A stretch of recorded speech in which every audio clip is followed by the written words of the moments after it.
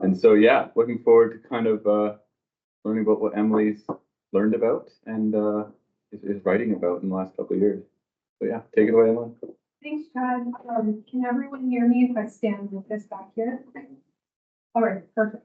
Okay, so as Chad said, my name is Emily Snare, graduate student here at Dalhousie, and I'm really excited to be sharing with you today a bit about my thesis research titled Identifying Rural Residents' Views About Incorporating Solar Farms into Rural Landscapes of Nova Scotia. Here, this book. Oh, no, it's okay.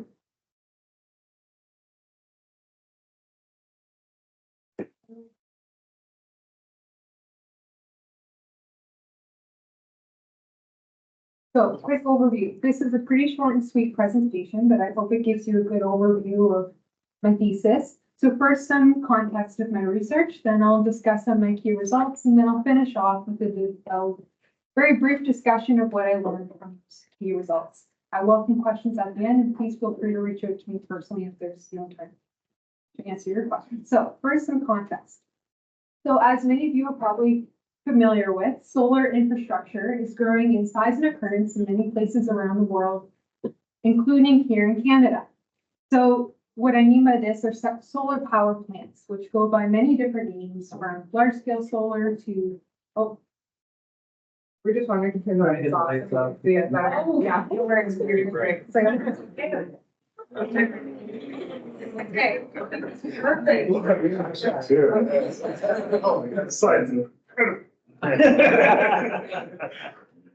so yes, many names you may have heard of: utility scale versus community scale versus based on spatial scale. However, what these all have in common is that they're built with the purpose of generating enough electricity to power many buildings. So due to their relatively large land requirements, these solar farms are causing landscape change, particularly in more rural areas where they tend to be sited. So of course, they're part of the greater energy transition, but they're also part of an interesting landscape transition that's happening with the expansion of more larger scale renewable energy projects. So here in Nova Scotia, we do have some cases of solar farms. We have, to my knowledge, we have 4 prominent ones, and they're called community solar gardens. I'm not getting into the details of the ownership model for the community solar gardens, but if you have questions about that, please let me know. Some key things to know is that there's 4. One's owned by Nova Scotia Power, which is pictured here and located in Amherst. And then there's 3 that are municipally owned, so they are located in Berwick, Antigonish, and Mahone Bay. So in 2022, when some of these were being constructed, there were some interesting cases of local concern about how they were impacting the local landscape and also property owners. It's the land expropriation had to happen for supporting infrastructure, transmission lines. So there were concerns about, for example, impact on what people perceive to be an important wildlife corridor. Some forest cover had to be taken away to accommodate the panels. So my thesis, it's perfect. So basically, it hopes to help fill a research gap here in Canada. So basically, as many of you may be aware of, there tends to be this more general excitement and support among the public for renewable energy, particularly solar energy, which those national survey-based research studies have found. However, when they actually happen in communities, sometimes there can be cases of opposition. And in social science, we call this the social gap. It's understanding why is there that discrepancy. There's a lot of excitement, particularly in these 2 studies I cite. Solar compared to the other renewables is even hot, like compared to wind. People are very excited or have high support for solar, but then it happens and sometimes people have concerns. So then through using more qualitative data, I hope to gather qualitative insights to understand the nuance in people's perceptions and opinions around landscape change caused by solar farms, with a focus on this type of development in rural Nova Scotia. So I have 2 research questions, which kind of led this on. So the first is, what type of views do rural Nova Scotians have regarding how solar farms should be integrated into rural landscapes of Nova Scotia? And the second, what type of underlying values and perceptions of solar farms and landscape change influence the identified shared views? I'm mostly going to cover my answer to question 1, but that's kind of the main question. So just a very quick overview, I use what's called the Q methodology. If you might have done a Q sorting exercise with Anna, University of Alberta graduate student, and that involved a board and you had to sort different options on that board. The online folks probably don't know what I'm talking about, but it's basically a predetermined grid and it allows participants to rank different opinion statements or discourse statements or something of the like according to their own view. So it's like a representation of their view, and then you can also conduct interviews, which I did, to help get the context behind people's sorting. So for recruitment, I recruited residents from 3 different relatively rural communities in the province, and those are Berwick, New Ross, and Mahone Bay. Berwick, the northern Green Point, was chosen. It has a community solar garden or solar farm, which is locally supported. New Ross, more inland, doesn't have a solar farm. And Mahone Bay does have a solar farm, and there's a clear case of local opposition to it. I'm not going to get into details of the analysis because that may not be too interesting to you all, but if you have questions, please let me know. But I used what is called an exploratory factor analysis. So I used both the Q-sort data, which could be statistically analyzed, and then I also used the interview data to help inform decisions being made with the statistics, which is kind of interesting. But from those data sets, I was able to identify I'm getting myself two distinct, no, I've already said 2 distinct views. So results, well, we know. But okay, just some overview of recruitment. I recruited a total of 18 residents across 3 communities. You can see the breakdown there. Half identify as female, and the other half is male. Age range 28 to 79, various occupations represented. Very basic demographic information was gathered to kind of understand how diverse the sample was. So from my exploratory factor analysis, I identified 2 distinct shared views, and I gave those names based on their characteristics. So the first is I call embrace and integrate, and that basically believes that solar farms are something we should be proud of. We should integrate them into our everyday landscapes, and we should also, maybe be open to integrating them with existing land uses. So let's say, for example, agriculture. It's like I go to with the agrivoltaics. So we're including it in our everyday lives and what we're doing and what we're seeing. In contrast, view 2, which I call hide and isolates, believes kind of the opposite. So we can put them in rural areas, but put them out of sight, like put barriers up. We just don't want to see them in our everyday activities, and we don't want them incorporated with, our working landscapes, or we should just prioritize energy generation. It shouldn't serve another purpose. It's just generating electricity, and that should be prioritized. Interestingly, Q studies allow a researcher to find areas of consensus. So even though you have distinct views, there can be some consensus that emerges, which I find most interesting. So in this Q study, I found there was strong consensus around solar farms not impacting the local natural environment.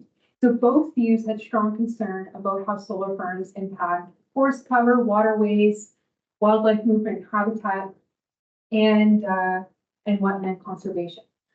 I don't get to go into what my statements look like. There's so many things. Those are just certain things that people could consider, but of course there's many components of the environment, but those are some key ones.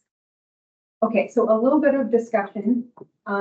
Contemplated how much to go into this, but they lead to kind of an applied component. So without getting too into it, there's some interesting parallels with the existing theory in social science and land management. Just a quick overview of those 3 theories. The first is landscape technology fit theory, and that basically just assesses how well people think a certain technology fits in an existing place or landscape. Does this seem like it belongs here, or does it seem out of place? Then there's climax thinking theory, which was conceptualized by my supervisor, Kate Sharon. And it basically assesses 2 different mindsets. One is that our landscapes have reached a climax, ideal state. We should be doing all we can to conserve them. However, they may be meeting past needs. They're not meeting current and future needs, that would be non-equilibrium thing. And that's sort of a lot of jargon, but it's kind of like, should we be changing to adapt to new needs of society, or should we be conserving what we already have because we value those landscapes? And then there's the land sharing versus land sparing theory for land management. Should we have these more concentrated, higher intensity, higher efficiency production systems? So let's say a solar farm, maximize panel coverage, and that's the focus is energy generation. You're not incorporating with other land uses. Where, so that's land sparing. And land sharing would be integration with other production systems. But then you have more of them. So they're smaller and there's more of them rather than big and concentrated. Okay. 3 interesting applied questions that come from that. That could be used in engagement sessions or perhaps with members of a co-op. The first is, does it being solar farm match or disrupt how we think about this place if it's built in place? Should our landscapes, our local landscape be static, remain the same, or should it adapt to new needs? And should we optimize efficiency in this solar farm, or should we plan for water benefits, maybe integrating other uses? Lots of interesting areas for future research, but for sake of time, I won't dive into that. Key takeaways, so 2 distinct views were identified. I will admit the nature of Q, you can't make general population level statements. But what I can say is you're identifying what views exist. I don't know the prominence of the views, but this is my thesis, my argument, is that these are the 2 that exist among the rural Nova Scotian population, strong consensus around protection of the local natural environment. And then there's interesting theoretical parallels which stimulate interesting applied questions for engagement with various actors and members. Many thanks to my funders. That's it. Thank Questions? Maybe the best use of time is to take one question after each talk, and then maybe if there's time, open up the floor. So one question maybe for Emily in transition, while Maya gets kind of set up. How about that? Who's got one burning question here? Mark, Andre? Yeah, I can't help but think about Burnett, their recent decision to kind of scale back a lot of this for ostensibly aesthetic reasons, like the province. So I'm just curious if you've been following that and how you would take what you've learned here and think about what you're seeing there.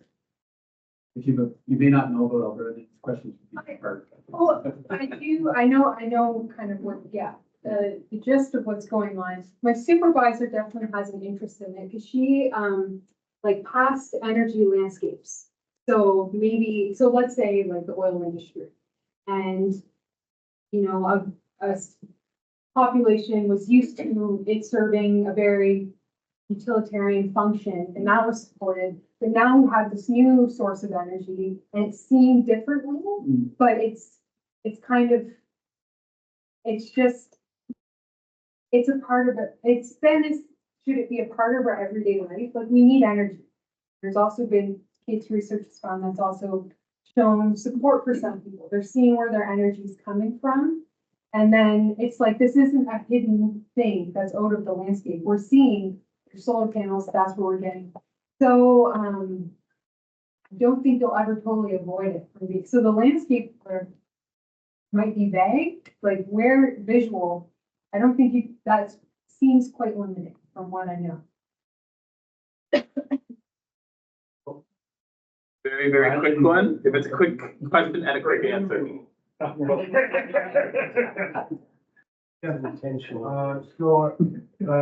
you any measurements of correlation between social acceptability and ownership? So for co-ops are it's about ownership control and shared benefits.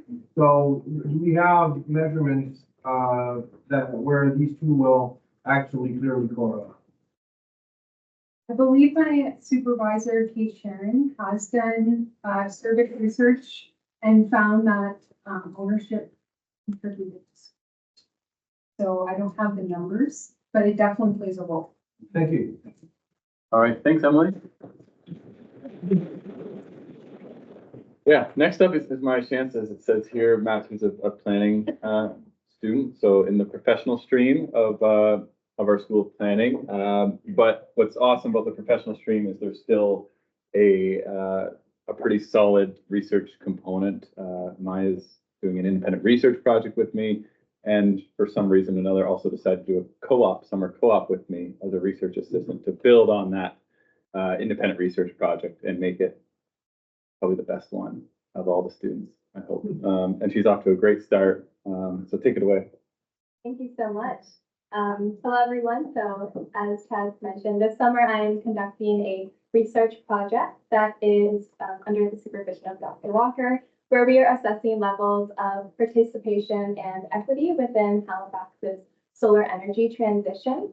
This work is supported by the Social Sciences and Humanities Research Council, as well as the Halifax Climate Investment, Innovation and Impact Fund.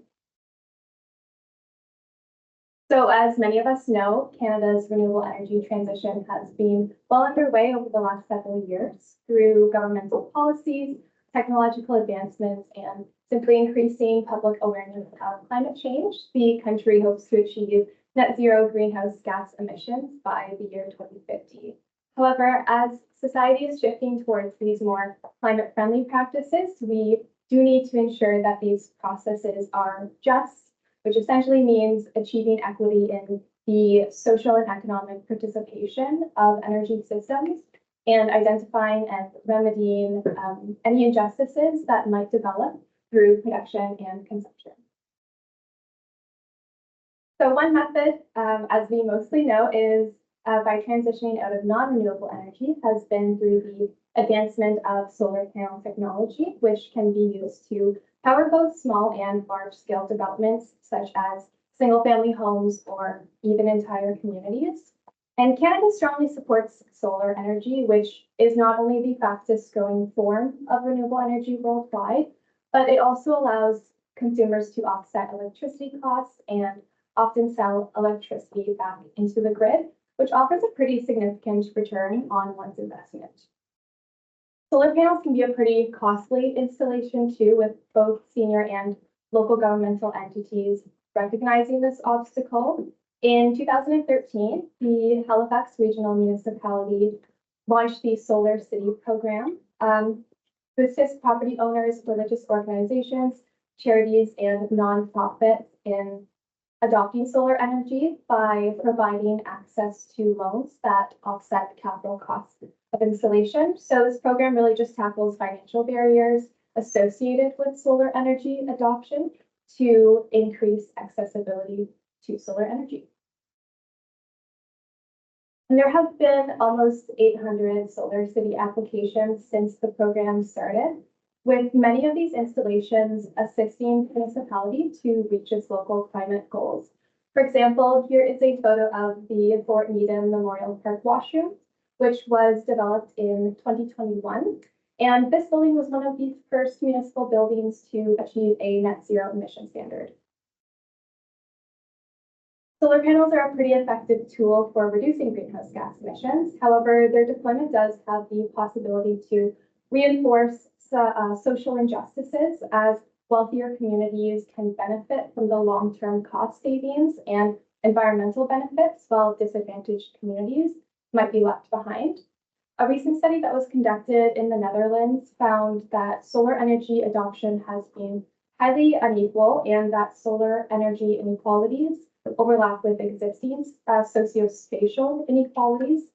And we can also observe this in Canada, where solar energy adoption is disproportionately adopted by higher income households, as installations, again, are barriered by large upfront costs. So the scope of my project centers around the Solar City program in particular, and how levels of participation in solar adoption have been influenced by the program's initiation. I'm interested in this program in particular because there's not only a lack of research on solar energy adoption within mid-sized Canadian cities, but there's also a research gap in understanding how solar incentive programs are producing equity or a lack thereof. And the purpose of the research that I'm conducting is to analyze the extent of equity in the adoption of solar energy installations that have been funded through Solar City.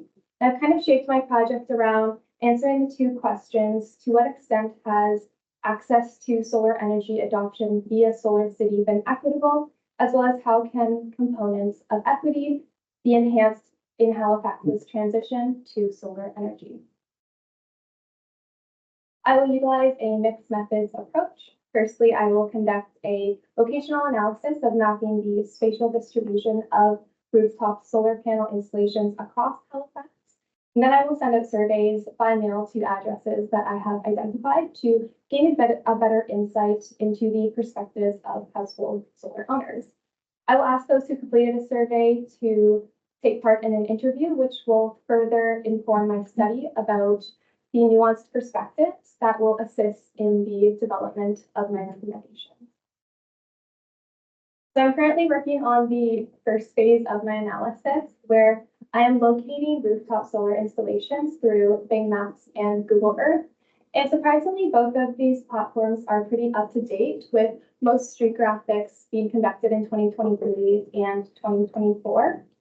For the locational analysis, I will use information from Statistics Canada to find the sociodemographic characteristics of residents within Halifax.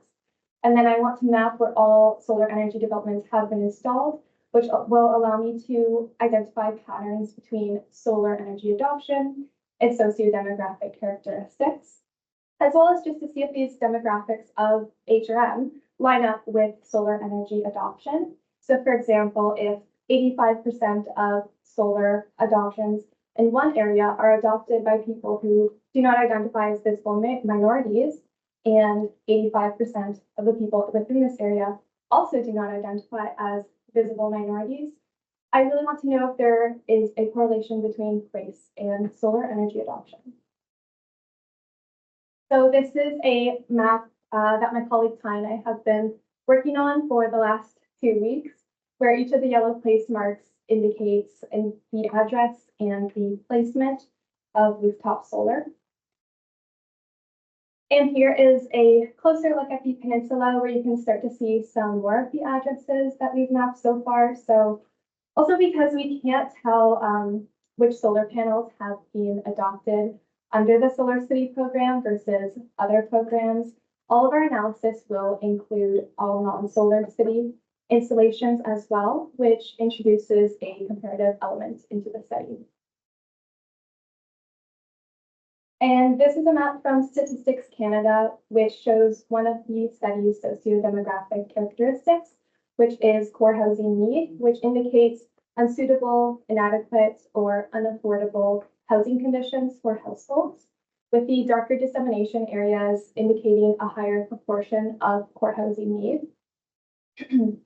So going forward, we would ideally plot the solar panels on this map to see if there's a correlation between rates of solar adoption and households that are in poor housing need.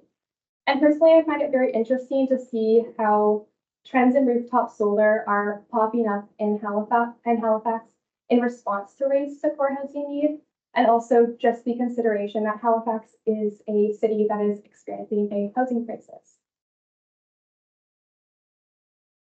And though I am still in the very early stages of my data collection, one observation that I have made is how neighbors can influence this social clustering of solar panel adoption.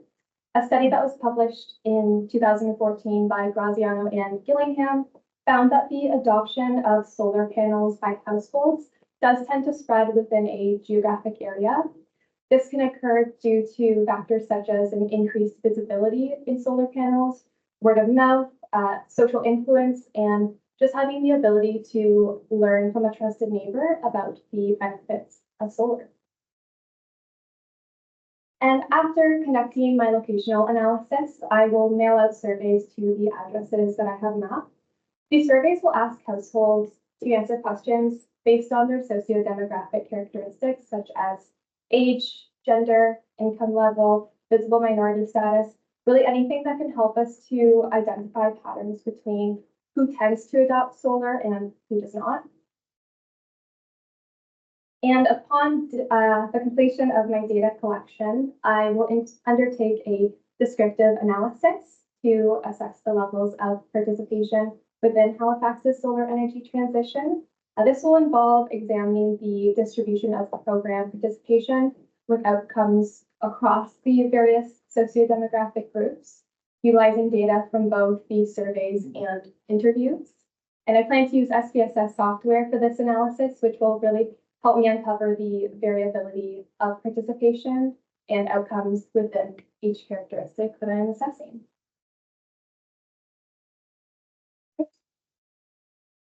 And overall, by undertaking this project, I really just hope that I can contribute to the evolving discourse on the renewable energy transition by providing insight into local context and the intricacies of equity within the adoption of solar energy. My study will not only identify pathways for HRM, but it might also prove useful for other communities who are looking to do the same thing.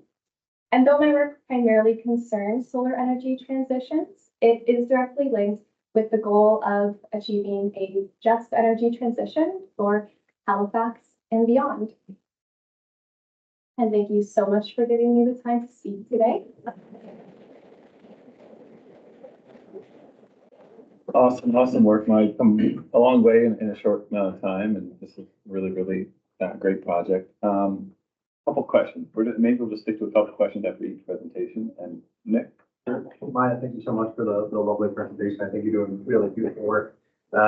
You've adopted the triumvirate of energy justice tenets for your work. You know, something I do in my own work. But one area I'm getting some pushback, and I wonder if you have any reflections on this, is distribution process recognition are not the only heads of justice. There's restorative justice and epistemic justice. The list, depending on what reviewer you get 50 other types of justice. It's really infuriating. But one I'm struggling with is cosmopolitan justice, or this notion that we, as citizens of the industrialized North, have an obligation to people of the developing world to take action to make life better for everyone as citizens of planet Earth.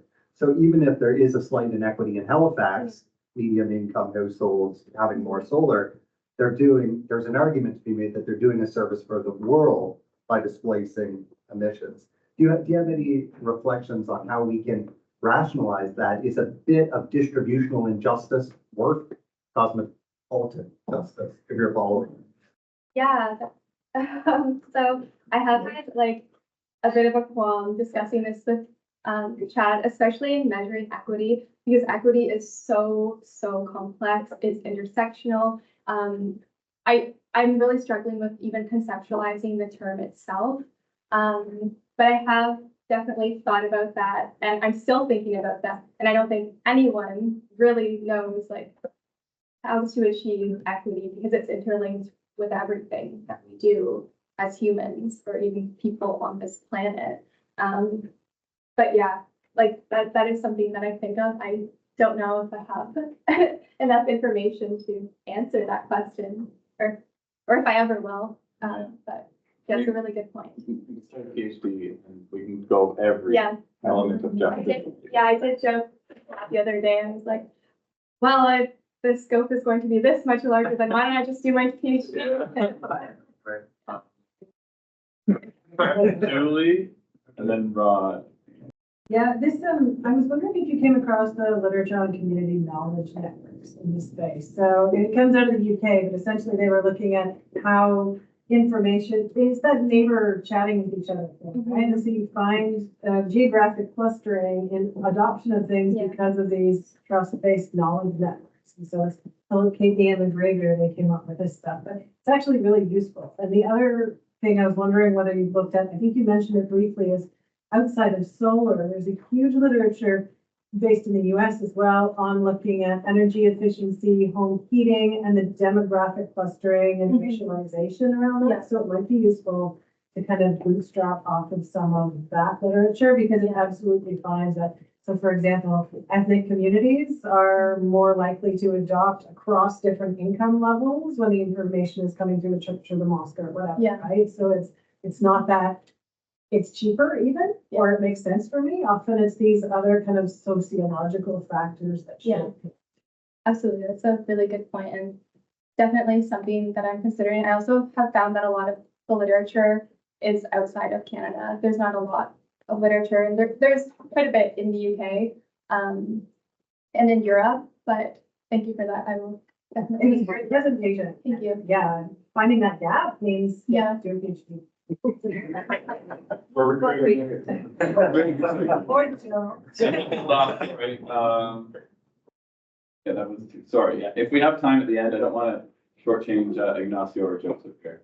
Hopefully there's time at the end. So, yeah, next up, you're good to go there, Ignacio. So as I said off the top there, Ignacio is one of our most recent graduates, just graduated this spring from the Bachelor of Community Design program here at Dalhousie, and worked with an international team, actually, a team called the Global Observatory for Peer-to-Peer Networking, which is funded by the International Energy Agency, that I somehow got roped into a while ago and said I'd do a bunch of work, and the work wasn't getting done.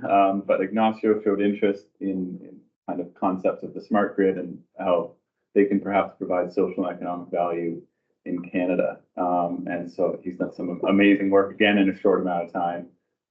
So take it away, Ignacio. Thanks for the introduction, Chad. My name is Ignacio, and my thesis research is about the social and economic value of smart grid projects in Canada. So let's start at the beginning. Traditionally, you have a power station that generates power, gets passed to the distribution networks, and then gets passed to you, the consumer. It's been a one-way flow of energy for years. But now, the smart grid is the future, where you can put power back into the grid, so it's a two-way flow of energy and is essential for the energy transition and to reach net zero goals.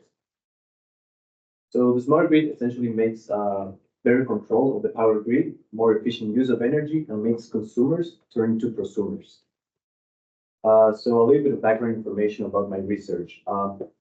As Chad mentioned, my research contributed to the Global Observatory, in short, GoP2P, which is an international forum contributing to the wider deployment of peer-to-peer energy trading, community self-consumption, transactive energy models. Essentially, what they aim is to assess a country readiness for these type of models. So my research is based on the Canadian context. So they identified 5 different subtasks to assess a country readiness. My research is going to be contributing to subtask number 4, which is the economic and social value. So how my research contributed to the economic and social value? I evaluated 2 projects under Natural Resources Canada on smart grid projects. And I answered a set of questions provided by GoP2P, which fall into 4 different categories, which is the context, the asset for the participants, the rules of the user engagement, and the value to participants and communities. The 2 projects that I evaluated are called the Grid Exchange and the Powerhouse Hybrid. These 2 projects were based in Ontario and managed under a utility company named Electra. So these both were pilot projects, so these happened for a short period of time. So how essentially this works is that the Grid Exchange allows participants within the grid to produce, consume, and share their own energy with other participants inside the same grid. How they do is that Electra developed an app called the Grid Exchange app. Through this, Electra can identify like high demand or peak energy on the grid, and then they send invitations through the app to the participants so they can share their energy to help balance the grid.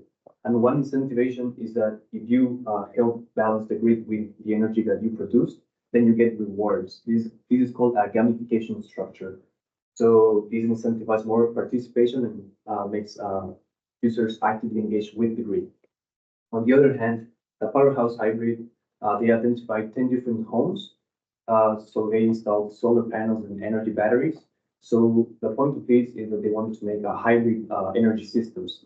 So they not only use electric to power the house, but also gas. This will generate more resilience because they have 2 ways of powering their house with electric and gas. So this is different because the utility control the energy consumption of the houses, not like the Grid Exchange where the participant had the option to either share their energy or not. So the problem statement is that smart grids is still a new concept to many communities and users. So there's a lack of understanding. The project seems more technical rather than driving of social change. And participants, and it's important for participants to be actively engaging with the grid so they can maximize the benefits of the smart grid. So my goal were I assessed the social and economic value for these two projects. I contributed valuable information to subtask 4 and served as a foundational resource for GoB2B and the research. So my methods, I contacted project team members from both projects and conducted online interviews. And then I used a set of questions provided by GoP2P to guide my interviews because I aim to answer those questions so I can provide, like in the Canadian context, help Global Observatory with the Canadian context of my research. So yeah, then I anonymized the data and then interpreted data using mathematics and content analysis. So my findings, it's important to highlight that the findings here is just a brief summary from both projects. So yeah, and these were the, as said before, these are the 4 different categories from the set of questions. So the first category is essentially business as usual in the absence of the project. So participants will not be consumers. Consumers purchase electricity directly from a utility, and there will be less support for distributed energy resources in the market. Project team member 2 said, we will need to do a lot of education. And project team member 7 said, with or without the project, change is never easy. This again emphasizes that smart grid is still a new concept, so it's important to educate communities on how these different projects work in different contexts. So education is very important for the transition of this new way of using energy. The next category is for, the assets to the participants, which involves participant motivations, demographics, attitudes, experiences, and satisfaction. This project happened strictly in Ontario, so that's the context, and the demographic range from mid-30s to mid-70s. One thing is that many of the participants were already motivated by the technology exploration. They were curious about how this new technology can affect or benefit in their life. Also, they were already concerned about climate change, and they already showed an interest in renewable energy. And participants showed satisfaction because on both projects, they actually showed that they were willing to adjust their behavior to help balance the grid. And they expressed satisfaction by doing so, especially because they received financial benefits. For example, they lowered their electricity bill. Project team member 5 said they felt very proud and they felt good that they could make a difference. And on the Grid Exchange testimonial, they said, the app has been like a game for us. We chat about it often to check how much we save and then exchange screenshots. This ties back again to the gamification structure that they use for the Grid Exchange project. This shows that if you can see tangible results, it's more likely for participants to actively engage with the grid because they can see the energy consumption in their house through the app, the rewards they get, which they have monetary rewards as well, and how much electricity they save. So if they can actually see how much they're saving, they're more willing to actively participate and share their energy to the grid to help balance the grid. The next category is the rules of the user engagement. This involves the participant involvement, recruitment, market participation, and engagement strategies. So for both projects, there was limited participant involvement in the project design. And for the Powerhouse Hybrid, the engagement strategies was limited as well because the utility controlled the energy consumption for the 10 households they identified. While on the other hand, on the Grid Exchange, I said before that the gamification and reward system create a lot of engagement, not only with the system, but with the peers within the grid, which created a lot of social interaction. As on the quote shown before, they exchange screenshots of how much energy they save. And so that creates like a community social interaction. And right here is a screenshot of the app of how it's shown in your phone. Project team member 4 said, a user-friendly interface is critical for enhancing the overall user experience. Project team member 6 said, understanding participant preferences help us tailor our products and services to better meet their needs. This highlights the important, while on the project design, it's important to take into consideration the context, the preference of the participants, so you can better design the project to better adapt to how they live. Because when you have to share your energy with the grid, you have to be actively engaging, right? So in order to do that, you don't want to, like, you have a routine. You don't want to be way out of your routine to just share your energy. So if you tailor the preferences to the participants you are aiming to, then you get more engagement in the grid over time. And the next category is the value for the participants and community. This is the financial benefits, electricity costs, and benefit allocation. So essentially, consumers turn into prosumers, which they produce, consume, and share their energy. They create new jobs, either directly or indirectly, and participants benefited from cost saving and reduced electricity bill. So that ties back to the financial benefits from both projects. Project team member 4 said resilience, reliability, emission reduction, and cost for the homeowner and the grid. These were some of the benefits that the participants got by participating in this pilot project.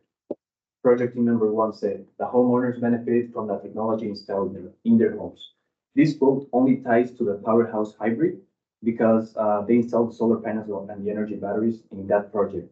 But what they did is that after the pilot project ended, they had the option either to keep that technology. So they saved in upfront costs because they already installed that, and they can keep saving energy and be more resilient because they have gas and electric way of powering their house. And discussion. Some key takeaways of the grid exchange is that motivations was mainly with the financial benefits, the environmental awareness, and the energy autonomy that participants were seeking. And the gamification structure was a great tool to increase participation with the grid.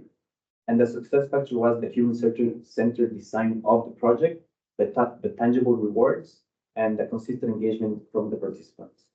And on the other hand, the powerhouse hybrid, they showed pride as early adopters of this technology, with the reference to some of their neighbors having this new way of powering their house, and a desire for self-reliance because they have these hybrid systems. So they are very resilient to power outages because they have two ways of powering their house.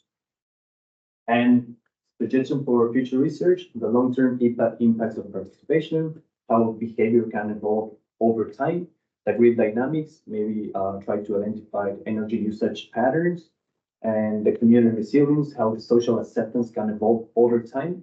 Since these were only pilot projects that would happen over a short period of time, it may be good to have a research in a longer period of time.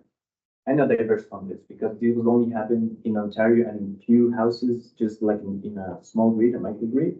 Maybe try different socioeconomic groups or different geographical areas. And thank you for listening. And if you have any questions, please feel free to reach out.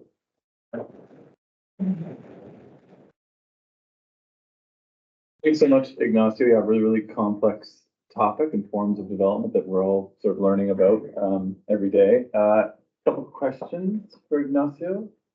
I think, yes. Quick question on logistics. This may have been said already, but will these presentations be made available for future viewing? I believe so. If none of the students have any objection to that, well, this is also recorded, I guess, too, right? First two, didn't it? No, we got it. Oh, we did get it. Yeah. Okay. Everything's great. So recordings, but also presentations themselves, I'm sure. Cancel your Netflix. Yeah, Rod? Sorry, that just leads into a question that I was thinking of too, is does the department, this might be for your supervisor actually question, does the department require any sort of ethics in looking over the surveys and so forth before the students are presenting these to participants? Do you have that in the program? Yeah, so it depends. So we did get ethics for this work, didn't we? Yes. Yeah, we almost didn't need to. So there's a protocol, not only with it in Dow, but across a lot of, I guess, SSHRC-funded social science-based research, that there's a bit of a loophole if you ask people purely professional questions. If you stick to what they do at their job, you may not require ethics. Yeah. But for the safety of a project not collapsing on itself, and to give the opportunity to ask for personal opinion in these interviews and surveys, we do generally get course-based kind of interviewing and surveying that can stay professional technically, and we don't have the time for ethics. But in Maya's case, we're definitely getting ethics approval. Emily's case, I'm sure, right? So it's more or less yes, but there's a way around it. Yeah, the U of S they're big on the ethics thing.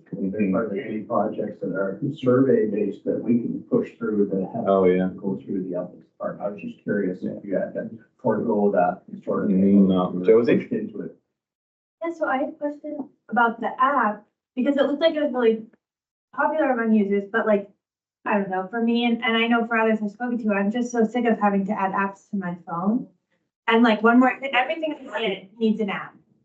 I can't do anything unless I get the app, and I find myself just, we've gone off crazy almost. And I wonder about like that as we think about these things, they kind of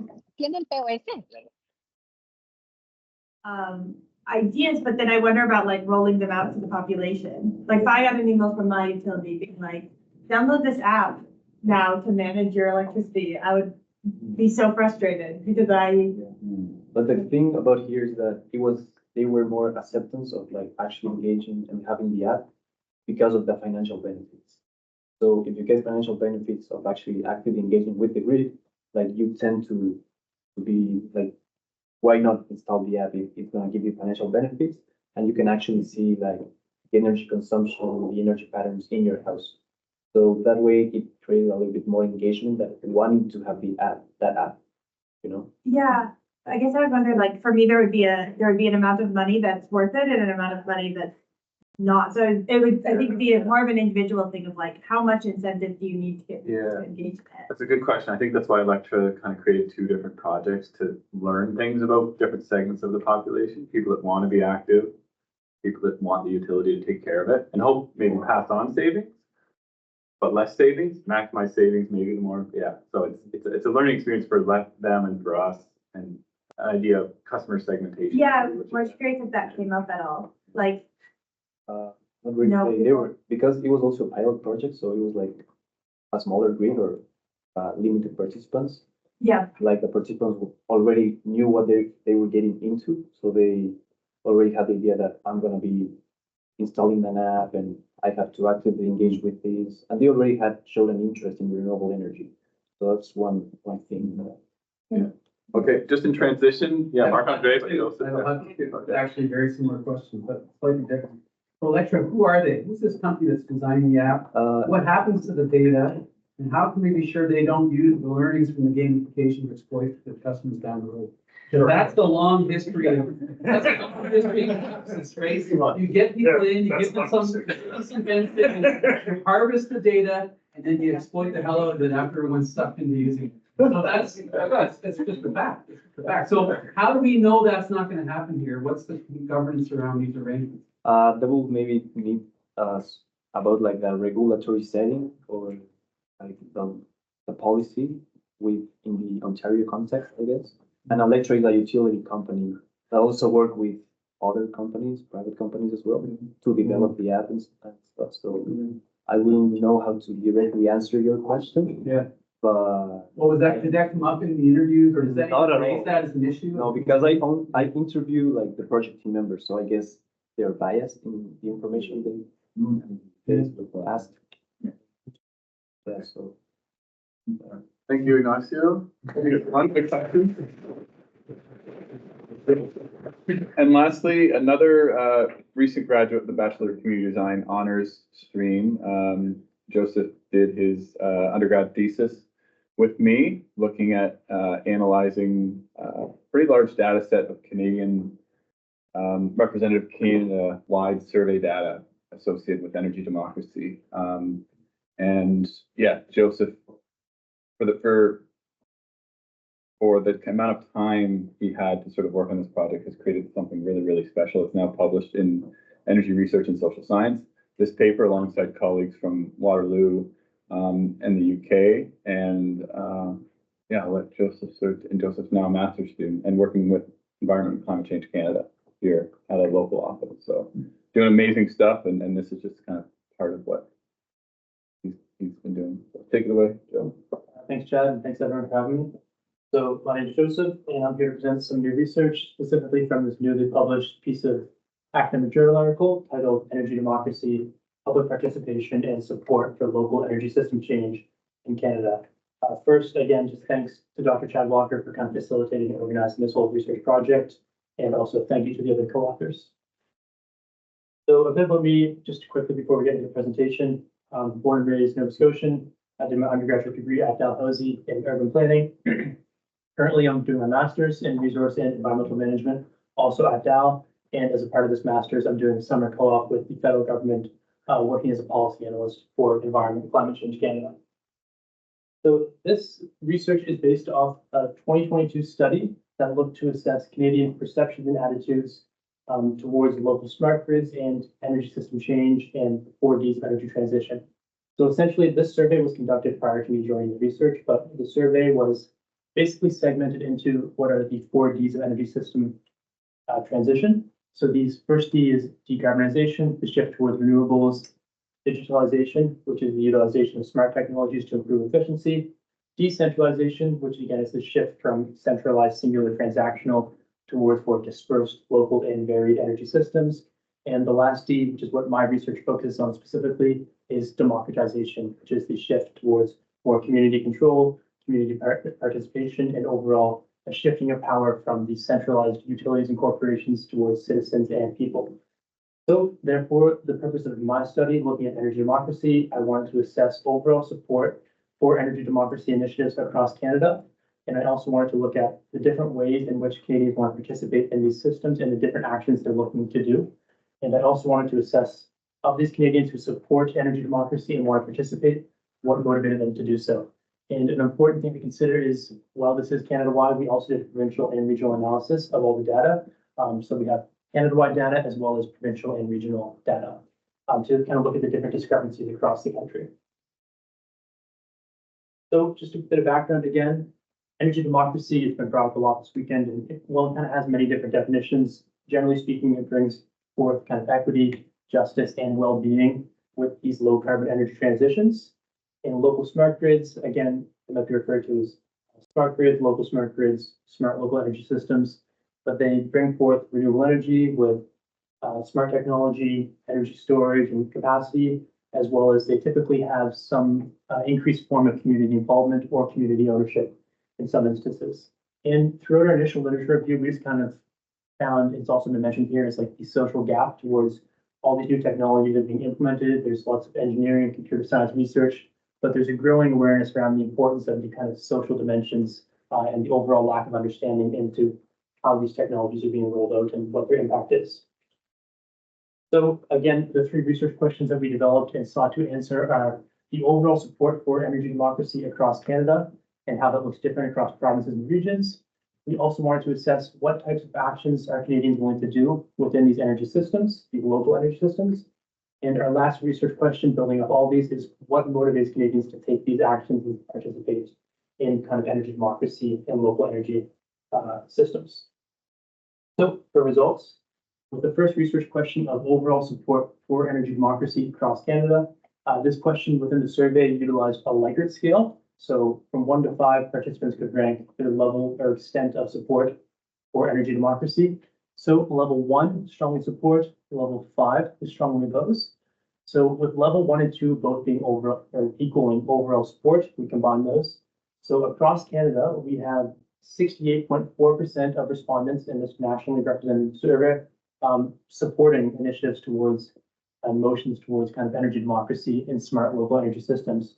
But as you can see in the graph, it might be kind of hard to see on the presenter, but we also do this across provinces and regions. So there is some variation among support throughout Canada. So the Atlantic Canada region, we grouped together Atlantic Canada just to kind of strengthen the data for running various statistical tests. But Atlantic Canada was a leader for support in energy democracy with 76.6% of Atlantic Canadians supporting this. Next was British Columbia at 75.5%. Ontario was situated right around the mean at 68.6%. Quebec showcased the second least support at 66.2%. And the Canadian Prairies region, consisting of Saskatchewan, Manitoba, Alberta, showcased the least overall support for energy democracy at 62.8%. So now our second research question looks at Leave.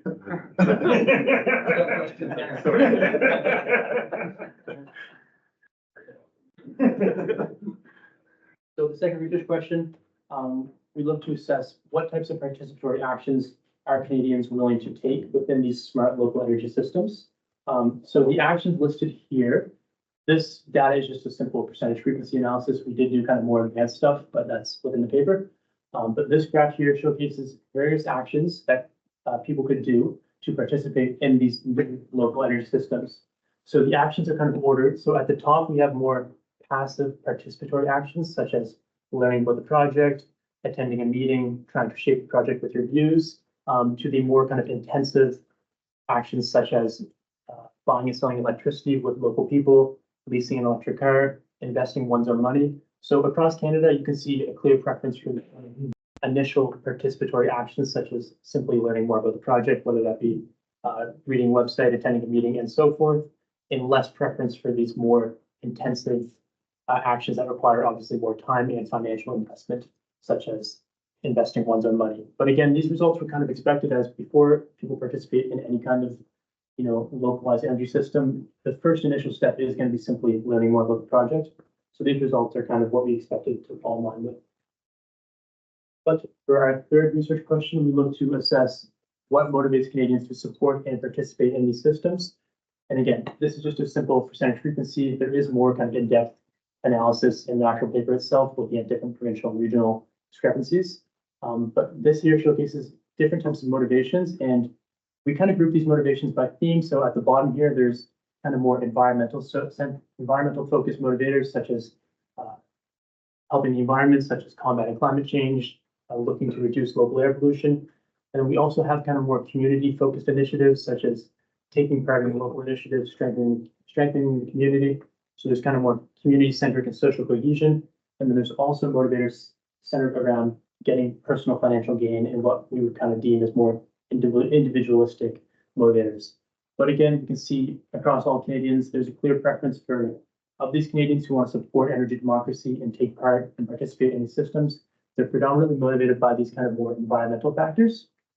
And I'm not going to be presenting it here, but we did go into more types of analysis looking at as the actions changed, we wanted to assess how the motivations changed. So as participants did these more kind of intensive actions, we saw that motivations also changed as a result. So typically, if we looked at the action, for example, of buying and selling electricity with a battery, we saw a larger increase in motivators around financial return on investment and so forth.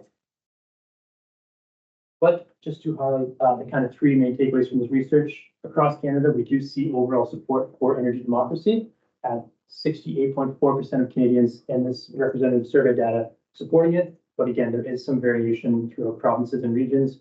Atlantic Canada was a leader, and the Canadian Prairies showcased the least overall support, but again, it's all still favorable. In terms of our second research question around participation, we found that Canadians do want to participate. We found a clear preference for these more kind of passive and more participatory actions, such as simply learning about the meeting, but that is expected when you're kind of asking respondents to respond to this more abstract idea of a project. And lastly, for our third research question, we found that a support and desire to participate in energy democracy in these new local energy systems is predominantly motivated by environmental factors, with community factors and social motivators coming in second, and the kind of more individualistic motivators coming in last compared to the others. So just to kind of highlight the novelty and practicality of this work, this study was, at the time of writing, one of the first of its kind in Canada that looked at nationally representative data assessing public attitude and support for energy democracy and smart grids. So the research is novel in that way. Throughout it, we did find that Canadians do support a change towards this more democratic energy systems with more local control and participation, which is encouraging to see. And kind of just the whole purpose of this work is we found that as in Canada and globally, there's renewable transitions. It's important to not only think about, reducing greenhouse gas emissions, but think about the way we structure and govern these energy systems. And through obviously this whole forum, there's kind of a growing awareness around the importance of involving communities and greater community autonomy, which this work kind of supports. So thank you. If you want to read it, you can Google it or scan that QR code. Probably written better than I presented it, but thank you all.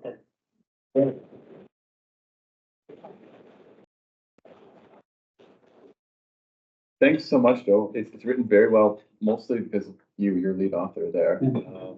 So, and the help of other colleagues. Time for a couple questions, and please cut us off, Martin, when we really need to break for break, which is probably 5 minutes? Do like 5 minutes question. 5 minutes, okay.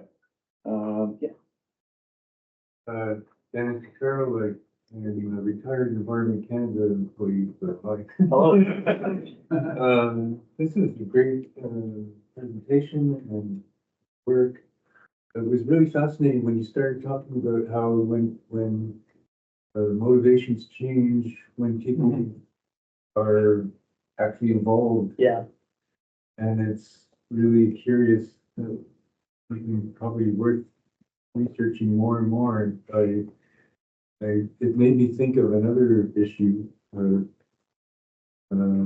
congestion and charging in New York City and how the governors poo-pooed that and all the pushback and how congestion charging in Europe is,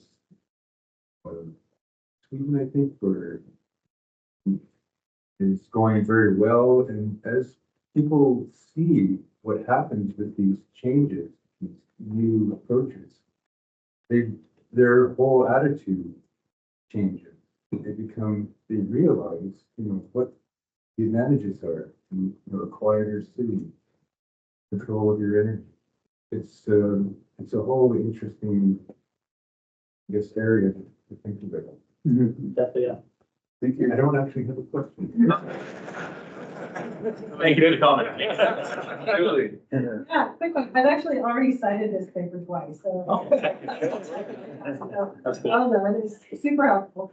My question was about how did the motivation and type of action change across regions? Like, I'm sure you guys captured that. If it's not in your head, I mean, I can look it up. I'll be honest, because after me and Chad, I got through the peer review process, I was so tired of looking at it. I stopped looking at it for a while until Chad wanted me to present it. Yeah. So I don't know it too well off the top of my head, but across regions and provinces, it was found, I believe, that Quebec showcased the least overall, wanting to participate, like they showcased the least levels of participation across all responses.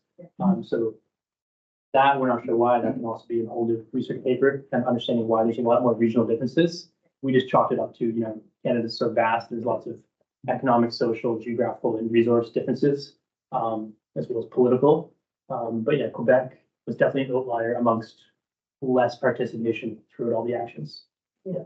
And I think Atlantic Canada was Has to also. do with the electricity. Exactly. Right? I mean, if you feel like your needs are being provided. Yeah. Okay. You're happy with it? Yep. So on that specific topic about Quebec, the way you measure low engagement, did those methods use the French language for CAN? Yes, they did. Yes, yeah. So we had a bilingual researcher from the University of Waterloo translate, which was originally, there's some of this published also that compares the Canada data set with Joseph focused on and a UK-based data set that I was originally formed. When I was working in the UK, we rolled out a survey of almost 3,500 UK folks. And when I came to Canada, I asked my old boss, I said, can we recycle that and write it in Canada speak, remove some of the British slang and things that don't make sense to Canadians, but also importantly, include a French version, not only for people in Quebec, but other provinces where there's a significant French population. And so, yeah, that could explain some of the results. It's best, we hired someone who is not only fully bilingual, but with an energy researcher. And so she translated not all the time word for word, because some words don't translate equally, right, across English and French. And so there's always the possibility there that, like all the results we present in English, but the surveys that people from Quebec and other provinces got were in French. So that's kind of an unknown. We did the best we could to keep the surveys as consistent as possible, but also be representative of Canada. Right? So, yeah, Quebec was an outlier for some important reasons, maybe to Julie's point. Yeah, satisfaction with the status quo and not wanting to move away from centralized systems into a smart local energy system could be something. Yeah, Judge Paper actually just recently cited that. Thank you. In the same journal. Yeah, really, I have my own thoughts, but I'm curious what you think. So the prairies did poorly, but there's been an increase in renewable energy cooperatives in the prairies. Why do you think that? What would explain that? Why do you think that might be? Not sure. I think, this survey was conducted in 2022, so it's representative of the 2021 Canada census data. It's 2024 now, but I think for me, just chalking up to, before I kind of get into this whole cooperative energy field, I learned about it and going on the prairies. I kind of chalked it up to just more the oil and gas economic sector reliance there. And just kind of the idea of these, alternative energy sources. Obviously, I would expect them to be more opposed in that region regardless, kind of. So that's kind of what I chalked my lack of support up to. But that's me kind of being, an uneducated guess, I guess. But like you said, there is lots of cooperatives happening there, so. Not lot, but it's starting to grow. Yeah. Yeah. May I- One more. Thank you, Joseph. Great pleasure meeting you and listening to your talk Thank you. today. Do you care to go beyond what you saw there is just a hard number of 12%? When people are asked to actually invest, Yeah. do you care to interpret that a little more? I think, like I said, kind of, I think the survey was kind of asked in like an abstract way. And like you asked me if I'm going to do something in the future for a project that I don't really know what it looks like, I'm probably not going to say yes, you know what I mean? Yeah. So that's why I think we saw a clear preference for the initial stage of simply learning more about the project, attending a meeting, and less preference for these more involved actions. So I think like that part of the data, I would take with a grain of salt more so. I don't think you could, while the data set is representative of the population, I think it's the way the questions asked and the type of survey it was, you can take that kind of stuff with a grain of salt more so, I would say. As I think usually when somebody's asked for the wallet, right? Yeah. That's So I wasn't really surprised to see the 12% Yeah. figure, but I just wanted to hear your. Yeah, for sure. Push you a little further. Yeah. Thank you. Remember that when you talk about investing, like people can take it two ways, like, would you pay extra to make sure it was renewable? It's different from saying, would you put your money in and get a dividend or an interest, which is what we're proposing. Right. I think people often think, oh, you want me to pay extra, like a charity. No, we're not a charity. We make you money for us to build renewable. So it's often the messaging that is tricky. And so that question, like you say, in abstract, so like, well, would you pay money for this? Well, maybe I would like to help them out. Yeah. No, would you like to get a reward for helping us build? That would be maybe a different answer. Yeah, I didn't conduct the survey. I forget how it was worded within the survey, but that definitely, if you go back and look at the survey itself, which I think is available within this. We do use the term investment. Okay, So if people can interpret that as being something that can return, I think we do mention some kind of return on Okay. this too. So Okay. it depends how they interpret that and if that's risky. Prior discussion about how risky that is versus your mutual fund. Yeah. Yes, just to John's point there though, Chad, if I could, in Saskatchewan, the utility is SaskPower, right? So they have the mandate to generate electricity. There was a short period of time where they actually offered to all the clients, they could pay more for their power bill. And it was called green power, because they were taking it from wind powers and maybe some solar at that time, there's very little. But they were just saying, well, if you paid your electrical bill, would you pay more if you saw it was going green power? And so, people will buy into that.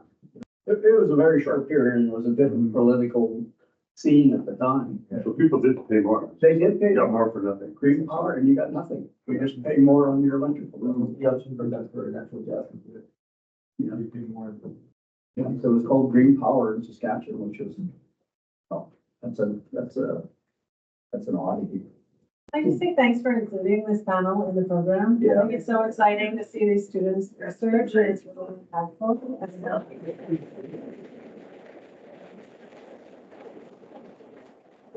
Yeah, I appreciate you saying it, 'cause it's nice having that sort of student energy and kind of the folks with more experience, I think, for the whole weekend, so both sides, I appreciate students coming in here having the courage to share their work, and then folks asking good questions, engaging with the students, participating in research, I think that's like a wonderful blend of things, so, yeah, thanks for bringing that up. And they were a key part of organizing all of this Yes. here today too. Those four and a couple extra, including River, and Lewis at the back. Lewis, I should give a shout out to Lewis. Lewis is an MTS student, thesis-based student on the same project as Maya. So doing very similar stuff with Solar City, and equity. So, Lewis, next year or the year after, maybe you can speak about all your great research.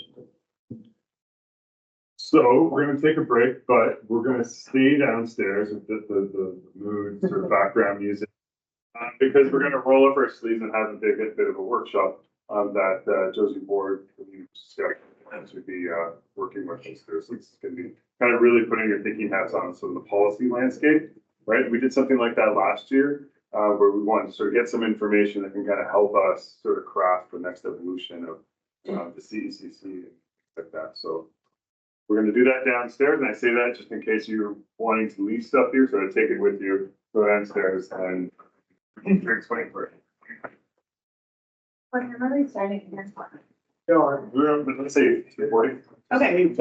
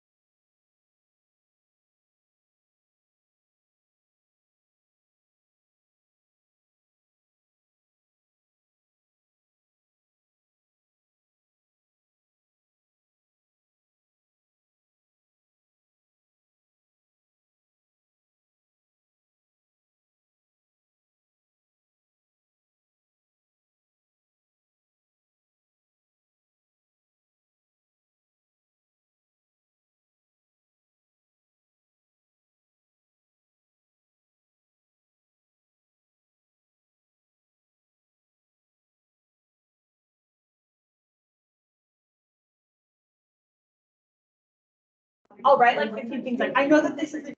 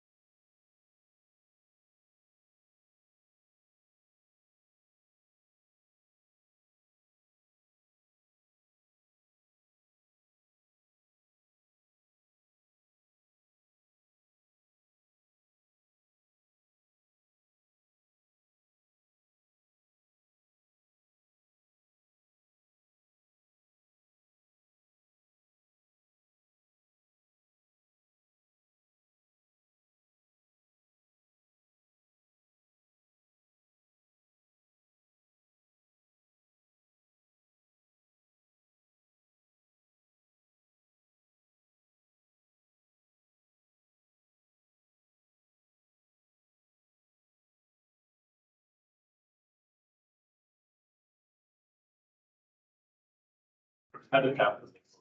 Yeah. Yeah. Oh, it is, yeah. Yeah, well. Some jobs. No, you know. Yeah, it's not great. Right.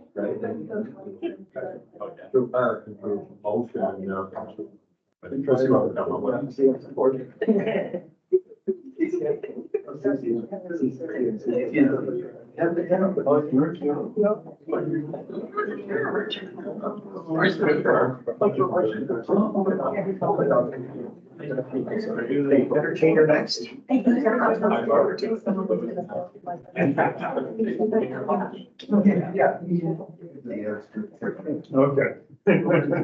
Yeah, you can chase them away.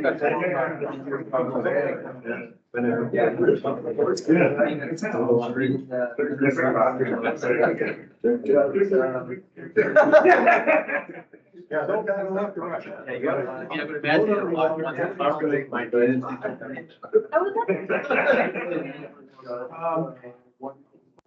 You guy, he's tired of sitting at work for a lifetime on engineering. Yeah. And,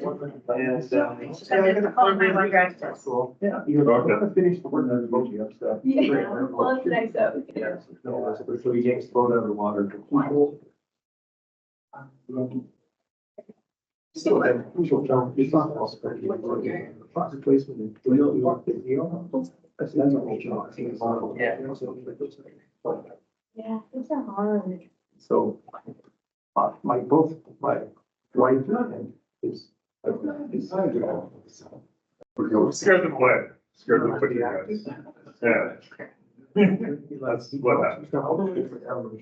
You're happy, Martin. Yeah. You might pick up that drop again. I like stuff up there.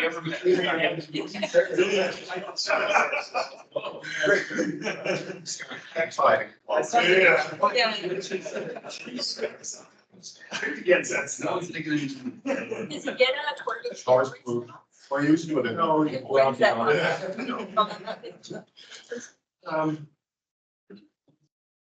Yeah. It is.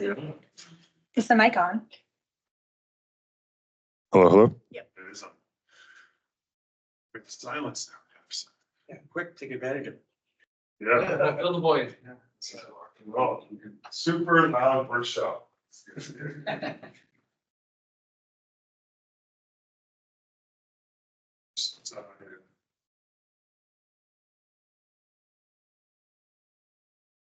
There you go. Awesome. So thank you for kind of being at the I guess the last leg of the 2 days here. We're going to go in a bit of a different direction. This work, and this is Josie's work. She's really kind of been doing the heavy lifting on this, but the nexus of this work came up from work that Mark, Andre, myself, and Renata did on the renewable energy census, and that we published in 2021.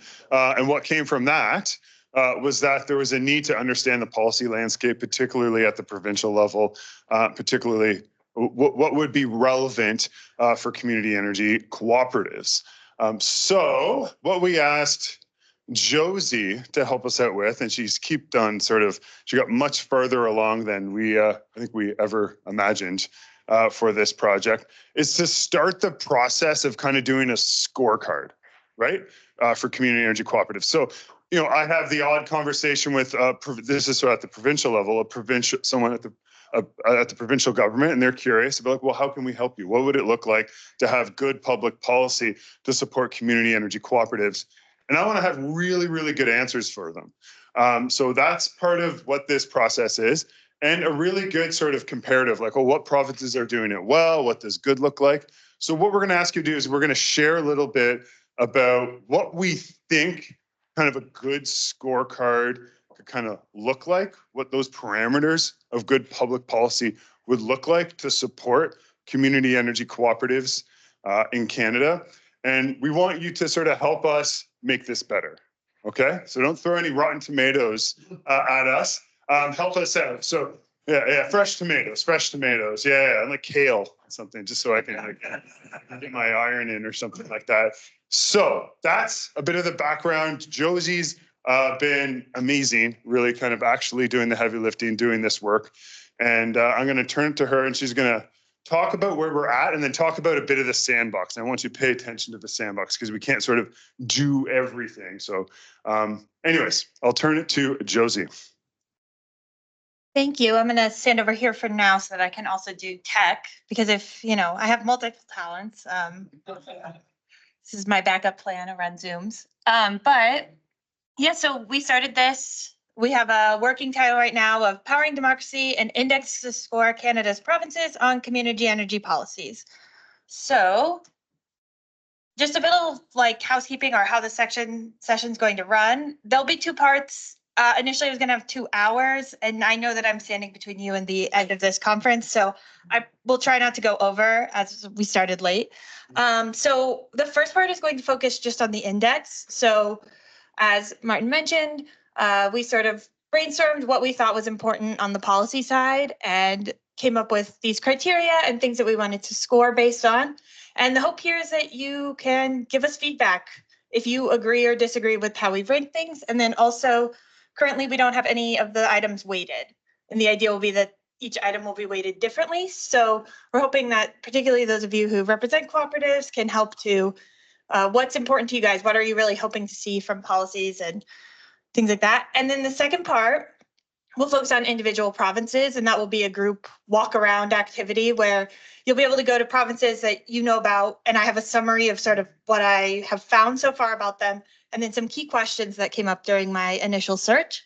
And again, I'm hoping that you can tell me like if I understand things. I know a lot of policies maybe look really good when I see them on the website, but perhaps you as your cooperative has had an experience with them that says there's a lot of barriers, and I don't see that when I look on the website. So that's kind of the hope, to gather more nuance for the individual provinces. So for part one, we'll work on the draft index. And this is kind of our framework for it. So we're not looking at outcomes. So we aren't looking at how many renewable energy cooperatives exist in an area or how many renewable energy cooperatives are created. We're specifically looking at generation cooperatives. We're specifically looking at government policy, outputs that the provinces can have, and we're only looking at provincial policies. So we're not looking at municipal policies or anything else. So this was sort of how we decided to box ourselves in so that we didn't go too many rabbit holes. I hope, does that make sense? The criteria? Yeah. CRE is a community cooperative. Oh, yeah, sorry, I should have community renewable energy. So for the index, there's 3 major sections, and we'll go through them in more detail. So there's the energy landscape, programs for community renewable energy, and then cooperative ecosystems. And to get started, we have the categories of the energy landscape. So when we envisioned this, we first looked at the planned procurement of renewable energy. So is a province planning on needing to increase their amount of renewable energy? I know, for example, on one end of the extremes, Manitoba most recently has said, we might need more energy outside of our hydro in the next 10 years, but they don't have any plans to procure more or anything official at the moment. Whereas you look at provinces like British Columbia, where they're expecting huge amounts of demand and they don't currently have the facilities to meet that. So there's going to be some level of opportunity for renewable energy at all scales. The second is, are they already using external producers? So we see this in different ways. In Saskatchewan, they do use external producers. Those tend to be large scale projects, but we're at least not the Crown Corporation, so like independent power producers, big producers that sell power to the utility that's in distributed. And in provinces like BC, there's a lot of small scale independent power producers. And then in provinces like Saskatchewan, there's large scale power producers that are sold to the grid. And then the third one is the adequate technical capacity for distributed energy. This is one thing we see come up a lot in sort of provincial responses to distributed energy, is that the grid is not able to handle the intermittency. And so both, do they have existing capacity and do they have plans to increase their capacity on the grid? And finally, the flexibility of the mandate or legislation that governs the utility company. So we'll go into these a bit more. Yeah, so as I mentioned with plan procurement, we looked at, will there be opportunities in the province? Marc-Andre? I just want to add, might be helpful, one of the ways we kind of conceptualize this, Josie, you can tell me if I'm wrong or not, but these are like doors. You have to have, these are Next levels slide. of analysis. Macro, we're going down. So the highest level, we need to see some intention to grow the energy production, right? You can't imagine letting the new energy cooperatives, if there's ever, they just lock it down. There's nothing else happening. And then what's their openness to going outside the utility? What's, so these are the, oh, is this what you're getting? Sorry. Well, my metaphor is doors. Okay? So you have to open this door before you can open that door, before you can open that door. Yeah, so as I was saying, after we sort of looked at the planned procurement as sort of the initial opening opportunity. I said it. She closed it right.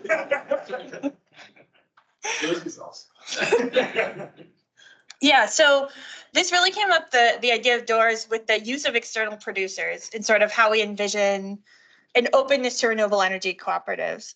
So the first one is just a commitment to renewable energy production by the utility.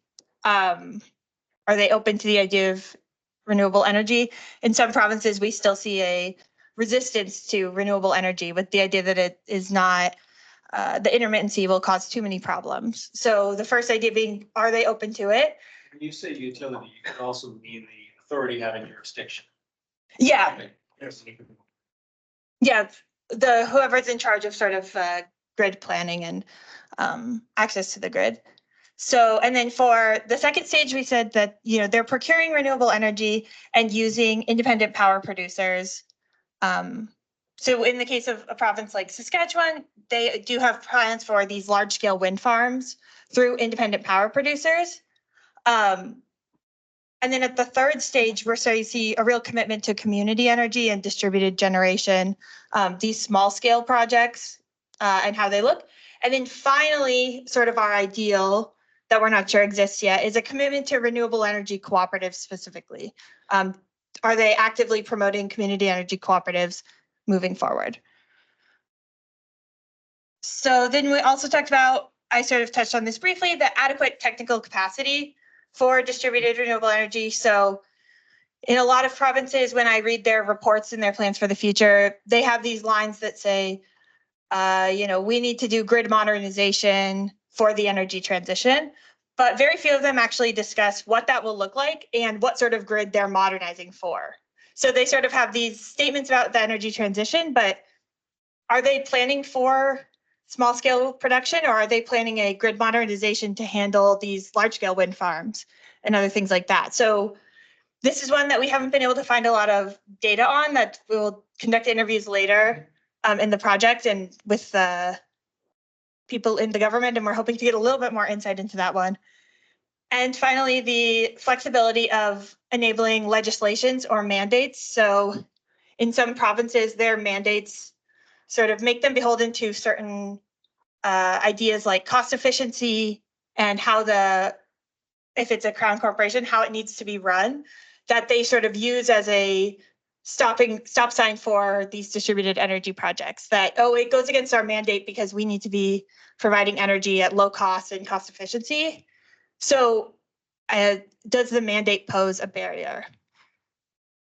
Any questions about this section? We're going to go through it all at the end, so you can give I guess this would be clarifying questions, and then the end we'll have more of a discussion about it.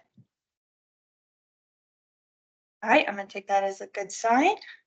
So now we're going to move on to the second section that we envisioned was programs for community renewable energy. So within that, we have 4 sections.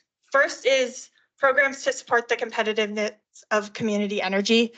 I cast this net very wide when I looked at provinces. So this includes things like net metering or net billing, which makes up the majority of support for some form of self-generation or community energy in most provinces, as well as any other, the Nova Scotia solar community solar gardens program that just launched. That was also included. So what do they have available? And then the second one being, how flexible are the existing programs? So what we've seen and what I've seen in a lot of it, particularly with these big calls for power, is that the scale of those projects or perhaps some of the requirements within the like ownership structure can be a barrier for a cooperative model to engage in those calls for power, along with things like the timelines of projects. The calls for power often want these projects to go online very quickly. And so making sure that there's a level of flexibility in the programs to meet the needs of cooperatives and diverse groups of people. And then programs to support access to finance and programs to support access to technical, operational, or administrative support. These both came out of what I looked at in Europe with the Scotland Cares program that I know was mentioned earlier yesterday in the first panel. So Scotland Cares has this whole program that it's a website that you can go to and find all the information about the various community energy support schemes, all of the different grant funding, all of the different opportunities, and as well as like capacity support or like people to provide consultation. It's all available and housed in one spot. So thinking about what would cooperatives need for that, and does anything that would fall under that umbrella exist in any provinces? And then now we'll go back and we'll start with the cooperative ecosystem. Oh, this has the wrong information on it. So, okay, so the first one that we had was there any, you'll just have to trust me on this. Was there any programs supported by the provincial government to support cooperative development broadly? So this was the only one that we looked at that was specific for cooperatives, not exclusively renewable energy cooperatives, but in some provinces we've seen funding to support cooperative organizations in a variety of things, so capacity development and those types of things. So has the province supported any of that?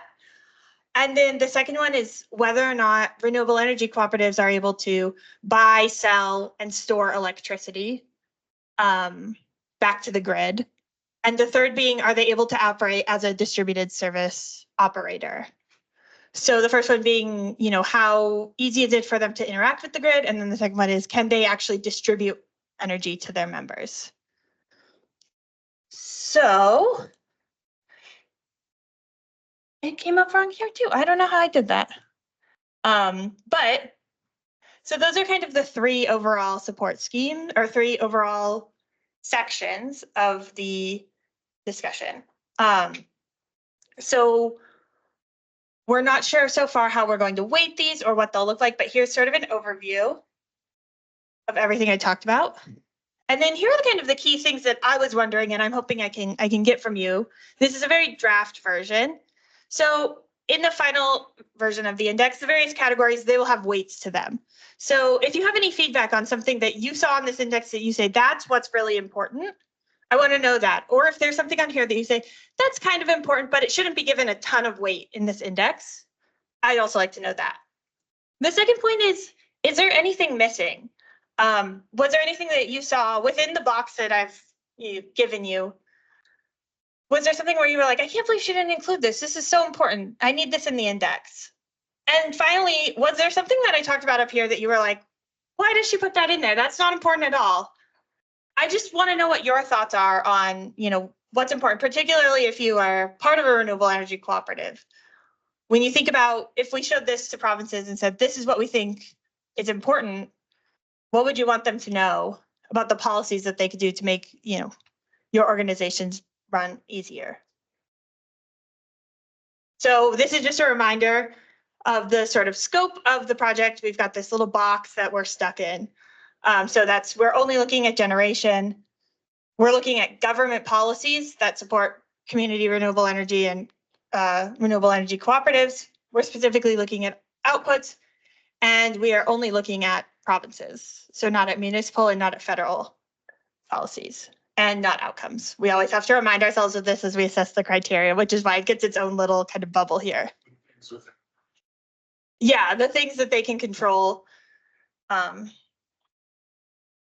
So with that being said, we can kind of open the floor to comments or questions, and I will write once I get the audio fixed so that so you can talk freely. I'll update the third one for you so that you can actually see the criteria.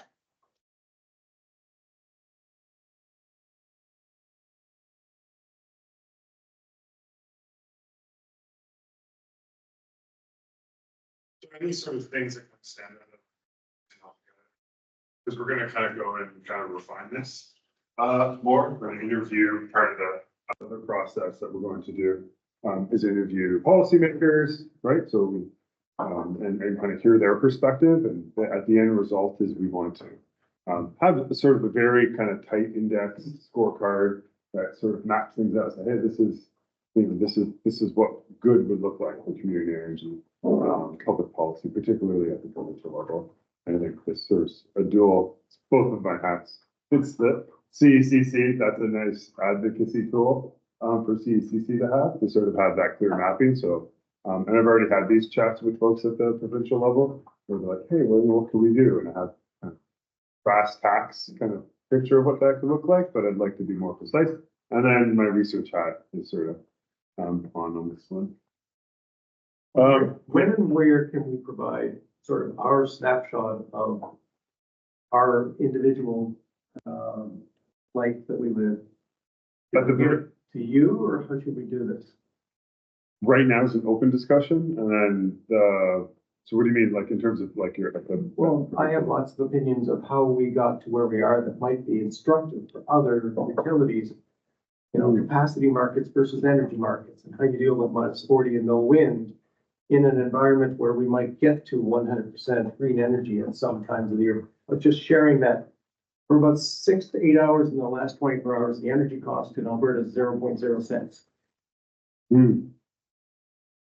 Yeah, Alberta is sort of a special case. I think it's part two of it with the provincial breakdown. Okay, so that's perhaps where then? Yeah, Exactly. and then there will also be like, if you're someone who, No, there's. if there's something that you really want to say, but you need to write it down, at the end of this, I'm gonna send out like a survey with the same questions, particularly for the online folks, because I know it can be really hard to like jump into an in-person conversation, and we want to make sure everyone feels included. So I'll get an email with a survey where you'll be able to write more feedback. So if you have like a long impassioned thing you want to write, the survey monkey will be a great place for you to put that. Just to interject a note of instrumentality, not to dissuade narratives and historical perspective, but we have a very instrumental objective here, is to come up with an index, a scorecard, right? So if you can stitch your narrative into a recommendation for the scorecard, that would be great. But if the narrative does wandering paths, which they often do, not you, Joey, just in general. Not you. Well, you're a CEO, you understand how important it is to be focused, right, Joey? So I'm just trying to put you in the box. The box is very, like, we're very intentional with that box, because when we were having these conversations, we're like, well, maybe we can talk about federal tax policy. Oh, no, because then it just becomes too big, right? So we're trying to define this in a way that gets us something practical, usable, updatable, verifiable, and, you know, relevant and credible. All those things, right? And then just one little thought that might be helpful. So like, if we landed on these, say you all say, oh, these are the right things to check for. These bits. Then it's almost like for each province, we assess them against these, right? And the weighting question is, how much weight do we give to the planned procurement? Is that like, you know, on a 0 to 1 scale, is that a 1? Like we need to give that a full weighting, or is it less important? You know, from a conceptual perspective, and then we assess each province on where it is in that process. So that's just to give you a sense, like there's an index construction piece to all this that we need to be also mindful of, not you folks necessarily, but when we're asking this weighting question, we're trying to understand how we should, you know, give emphasis to each of these elements when we're adding up the index. And again, the exercise today is about establishing which questions Yes. weight them. Yeah. not about how we will eventually answer them. Right. Joey's point. So we're not. Yes. Yeah, Exactly. Yeah. Yeah, that's right. Thanks, Yeah. John. Exactly. thank you, yeah, so. Yes. So this is really about like, I will do an analysis on each of the provinces, but is this the right things to be assessing? Yes. Oh, I switched it to the owl, so if you just speak loud, if you're sort of away from this little guy right here, you should be good. And online, I'm trying to monitor the chat, but feel free to just unmute, if you'd like. Go ahead, Glenn. Okay, so in the first, box there, I'm wondering if number 3 could be more similar to number 1, where it's, I don't think anyone has adequate technical capacity for distributed renewable energy. I think it's more, if they're having planning. Yeah, no, I think that's good, and that's something I found, I think that's probably a good call, because there's not a ton of public information about where their grids are at that I have found. All I found are the sort of notes that they're planning for this energy transition, but what type of energy transition tends to not be clear.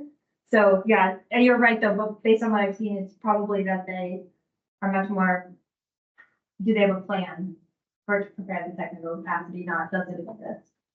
Probably also have an index, not it's like this, but like a scale of plans. So there's a detailed plan with action items versus a vague target type plan. Yeah, and so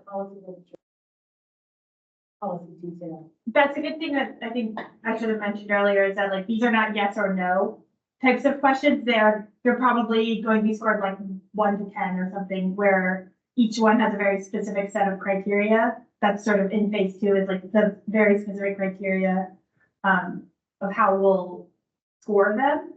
But yeah, so planned procurement, that looks different. It's not just yes, they will, or no, they won't. It's, how much and in what capacity. John? This might be more of a presentation thing. And literally, when I'm doing presentations, I always, each slide has a question that I'm answering. So as opposed to just, because it sounds kind of prescriptive, and so I'm having a hard time relating. So for example, the first one is, if I'm interpreting, how well has my province segregated energy into categories that can be used? Or like, what question is it answering? So that helps me orient what it's asking and how to assess how well it's doing it. You know what I'm saying? Yes. Are you talking about the energy landscape? Well, what you're saying, categories of energy landscape. I don't know what you're saying to me. Are you asking a question? So in other words, how it's presented will help direct, so I know that it's, Oh, I see. Those are like, I would say like the subcategories of the energy landscape. Probably just should have put the sub there.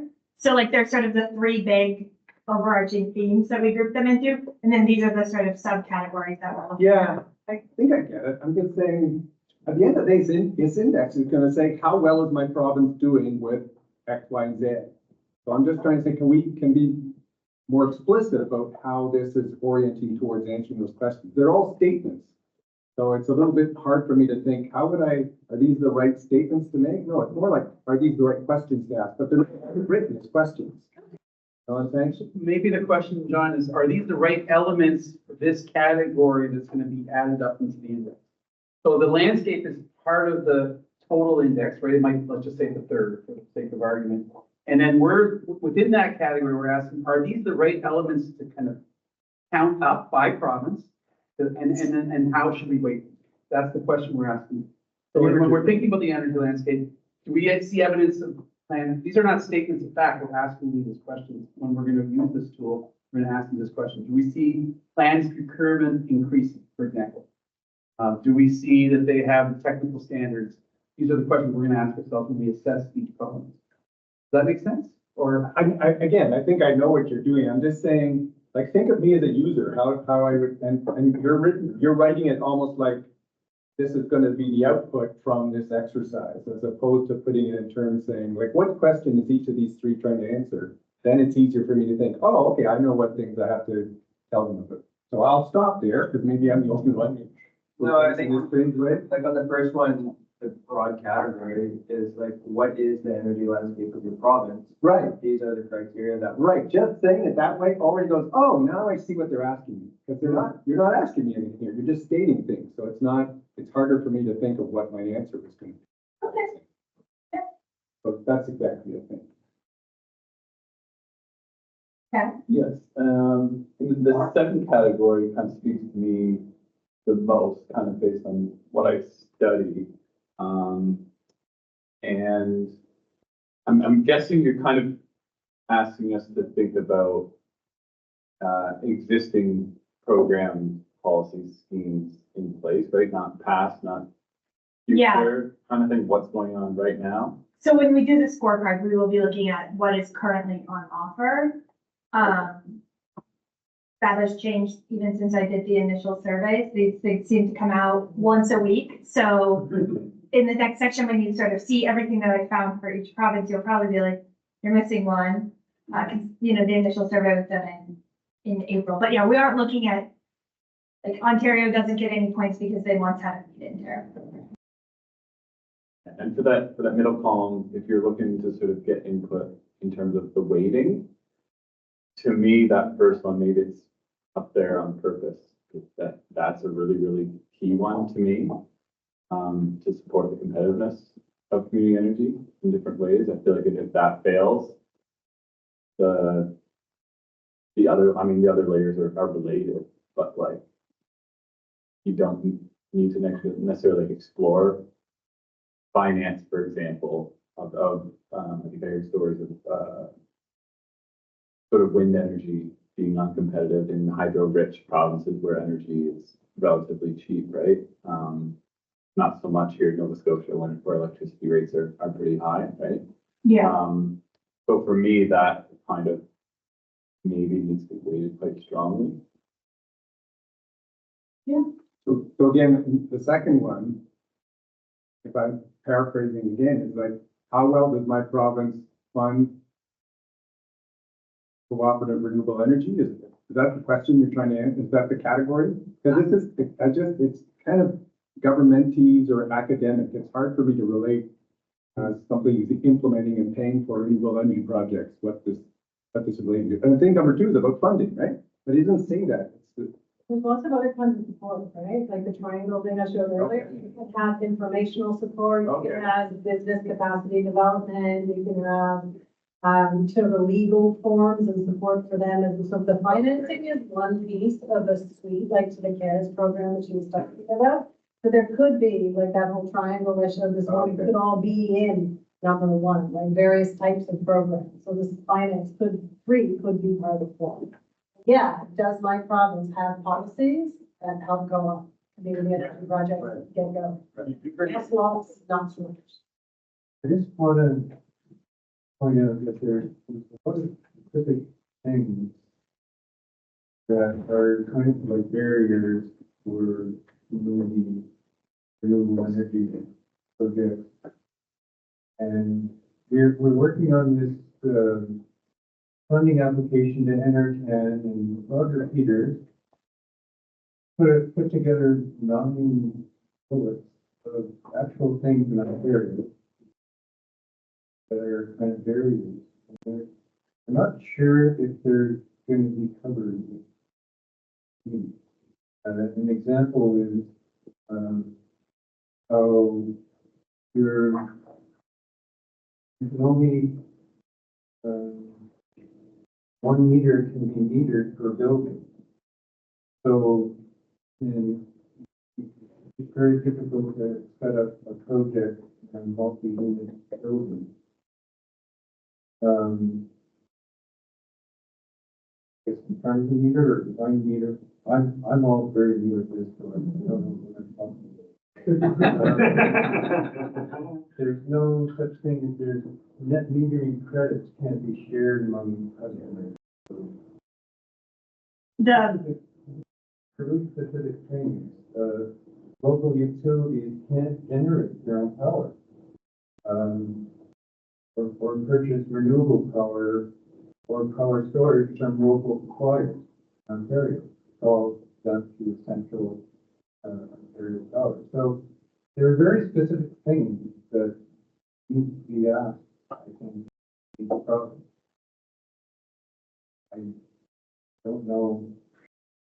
These are, I think, good categories. I think some of this will be covered, but I think we just need to be careful that we really do get at these issues that we're facing.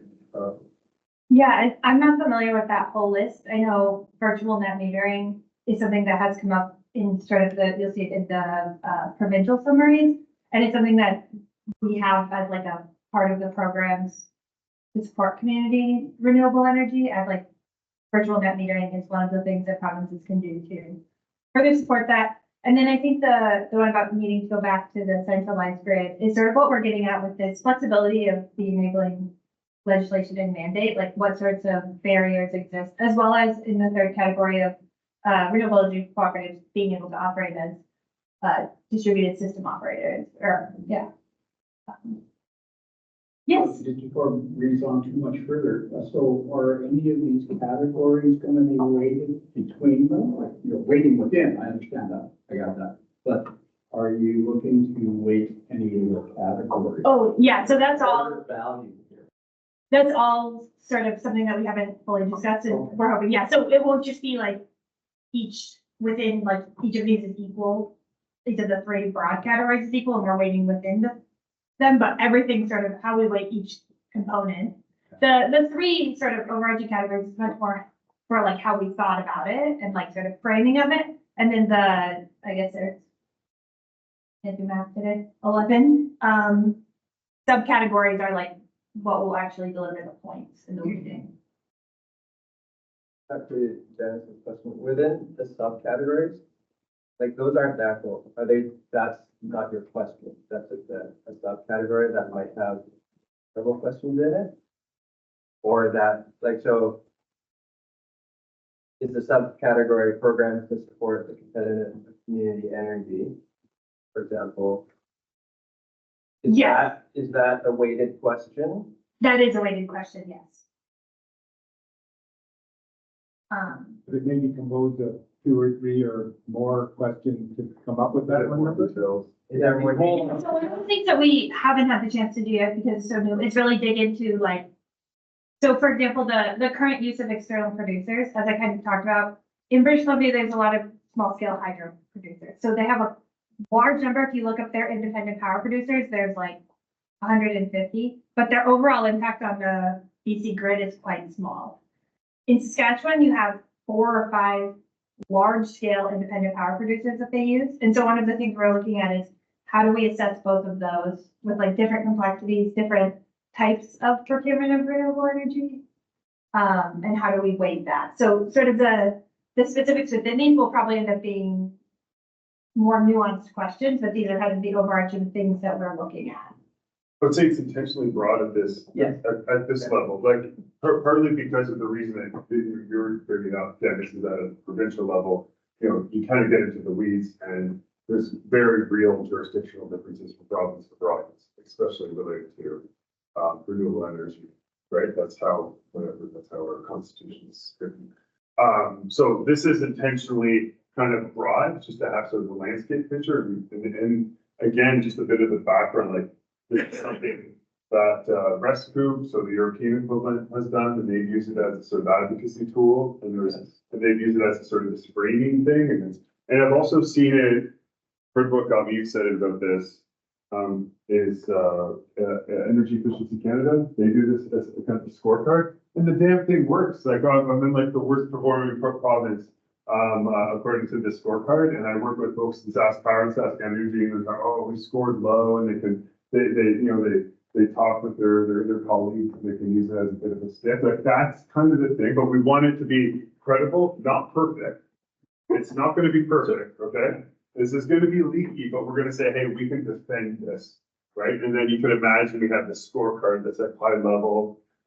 We want you to help us kind of frame this out a little bit. And John, to your points about, I think there's a language thing, like making it really clear, like point taken. I think that makes a lot of sense.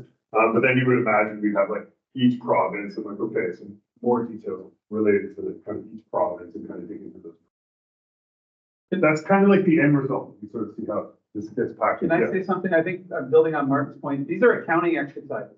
And if you've ever dug into accounting rules, John, you can correct me, but I did this in the federal government when I worked in government. I was like, oh, I pull out the accounting standards and every element in that of those accounting standards. We don't know, when you look at financial statements, you don't recognize that behind each element of the statement, there's a book. Okay, and that book, and within that book, you could ask 1,000 questions about why don't we agree with this and agree with that. Summit board spent weeks, months, years deciding on each element of those elements that roll up into these data that we then interpret and make decisions based on. So there's a whole lot of complexity and messiness whenever you go below the surface level. So we have to acknowledge that. That's what I'm just saying. So to your point, John, this could be messy, it's gonna be ugly.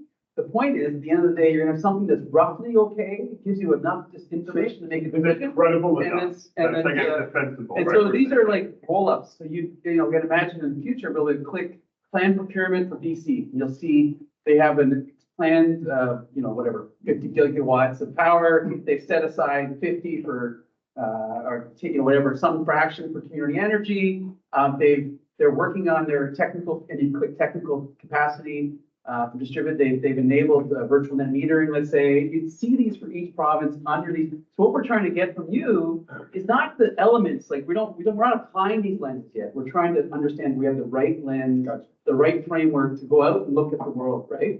But then there's these weighting questions that come in this too. That's the added complexity. Some of the things are more important than others. And some of them, if you unlock one of the keys here, it opens everything else up and maybe the rest is unimportant, relatively speaking. So we have to worry about weighting too. That's part of index construction. So these are counting exercises overlaid with judgment, and the judgment enters in through the weighting. And that's why we thought we'd, try this out with everybody. It's really messy business, though. It's already good to sort of get like some challenges on it. Yeah. Communicate it, the way it lands, like Yeah. that's a piece of communication. Like that's a big part of what this will be at the end of the day. For it to. I think on John's point, you got another question, John. And just leading on Mark Andre's comment, John, if you look at these notice questions, this is an exercise for listening ultimately, not a question. Right? For plan procurement. But there's this posed to us as question. There's this for plan procurement. It's not a question. It's a listing exercise. So I think, so this is going to be posed, or they're going to use it to ask policymakers and the utilities within those provinces these questions. So we'll have this index. This is what's happening in these provinces. So you can go to your province and say, hey, look at what BC is doing. They're going this high, like we should be that high as well. Exactly. Yeah. Yes. And if you notice, I believe the same with Peter from New Brunswick Energy, worked for the government. Yesterday, he said, he was talking about his solar program that, Nova Scotia, and he, yeah. Nova Scotia, sorry. And he said, I really hope we're gonna be the best in the province or best in the country. Exactly. They sure sound like the best, like after listening. Yeah, but like, this will be an opportunity for him to say, I built this program and once we're done waiting it, maybe they'll be number one. And he can say, okay, like this, now we know that we're the best. Well, and when they sit with intergovernmental committees, they can say to their counterparts in Saskatchewan, here's how we did it. Then it opens up dialogue for them within government too, and then cross government to kind of move these conversations forward. This is what I observed working in government. You need these sometimes external tools, the empowering of people inside that want to help you, but are otherwise constrained. Champions. Right, they become champions for your. So in terms of the weighting, is it relative to other provinces? Relative to how we think these things are important. Relative to Yeah. the ultimate goal of having community cooperation. Yeah. Will there be an opportunity to edit and add comment in each of those lines? Yeah, the Survey Monkey. I'll send it out. There'll be opportunities. There's like a spot that says you can add, whatever information you'd like. Just so, yeah, if you have like longer thoughts. What if so within a province, what if they have, like in BC, we have the integrated area and the non-integrated area and the landscape is, and the first two will be different between those. Yeah, and that's something we're still wrestling with, and that I'm hoping, you can help with. When we get to the provinces, there's a lot of things that we have sort of wrestled with about that type of thing, and I'm hoping to get some feedback, particularly when we get to the BC one, about how to navigate that complexity. That's where we call Quan and say, how do we weight this to Quan? Yeah. How do we score this Sounds like you Quan? can help us. Turn it back Yeah. to Quan for the complexity. I think Stefan, you have your. Yeah, I just wanted to follow up on what Dennis mentioned earlier, and, I mean, I have the page in front of me of all the different programs that the provincial government and PEI is offering.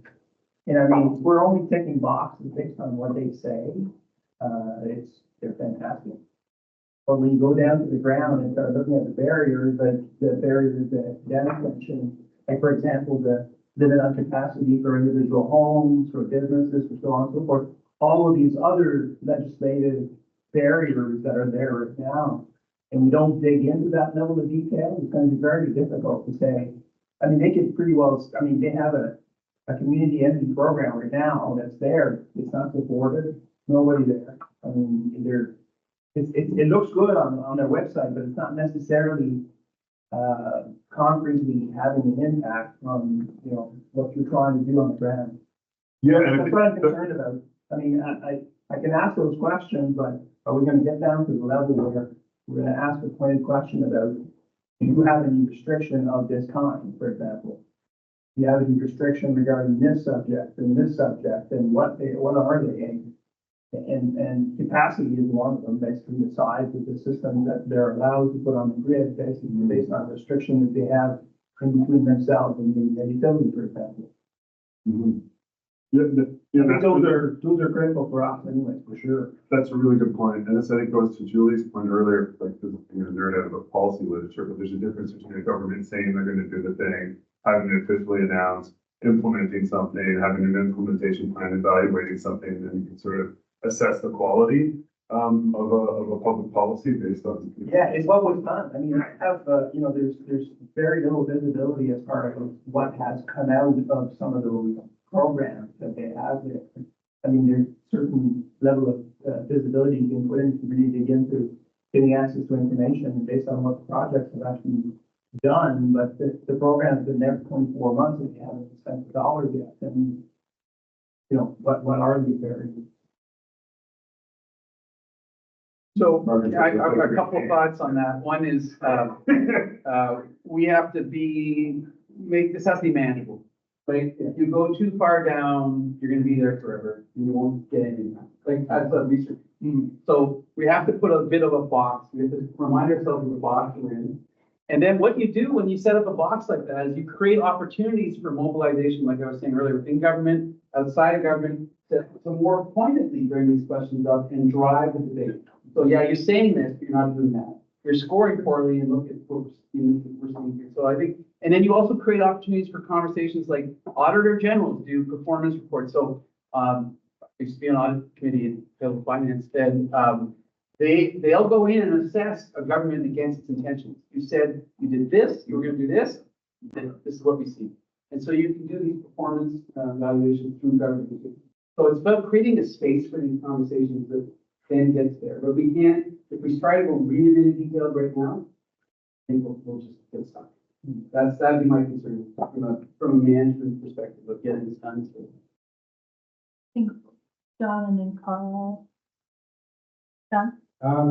So I really appreciate this process, but it's get the wrong idea, but No. so I think these categories kind of functionally. The practitioner, possibly different lens. So for example, I bet you could ask every one of these co-ops, both a positive and negative question. Name 5 things your province could stop doing to help get out of the way. And then also you say 5 things that it should do. So, but the latter would be, let's go fund us more and do this. But we have just as many things to say about what they should stop doing or how they could get out of the way.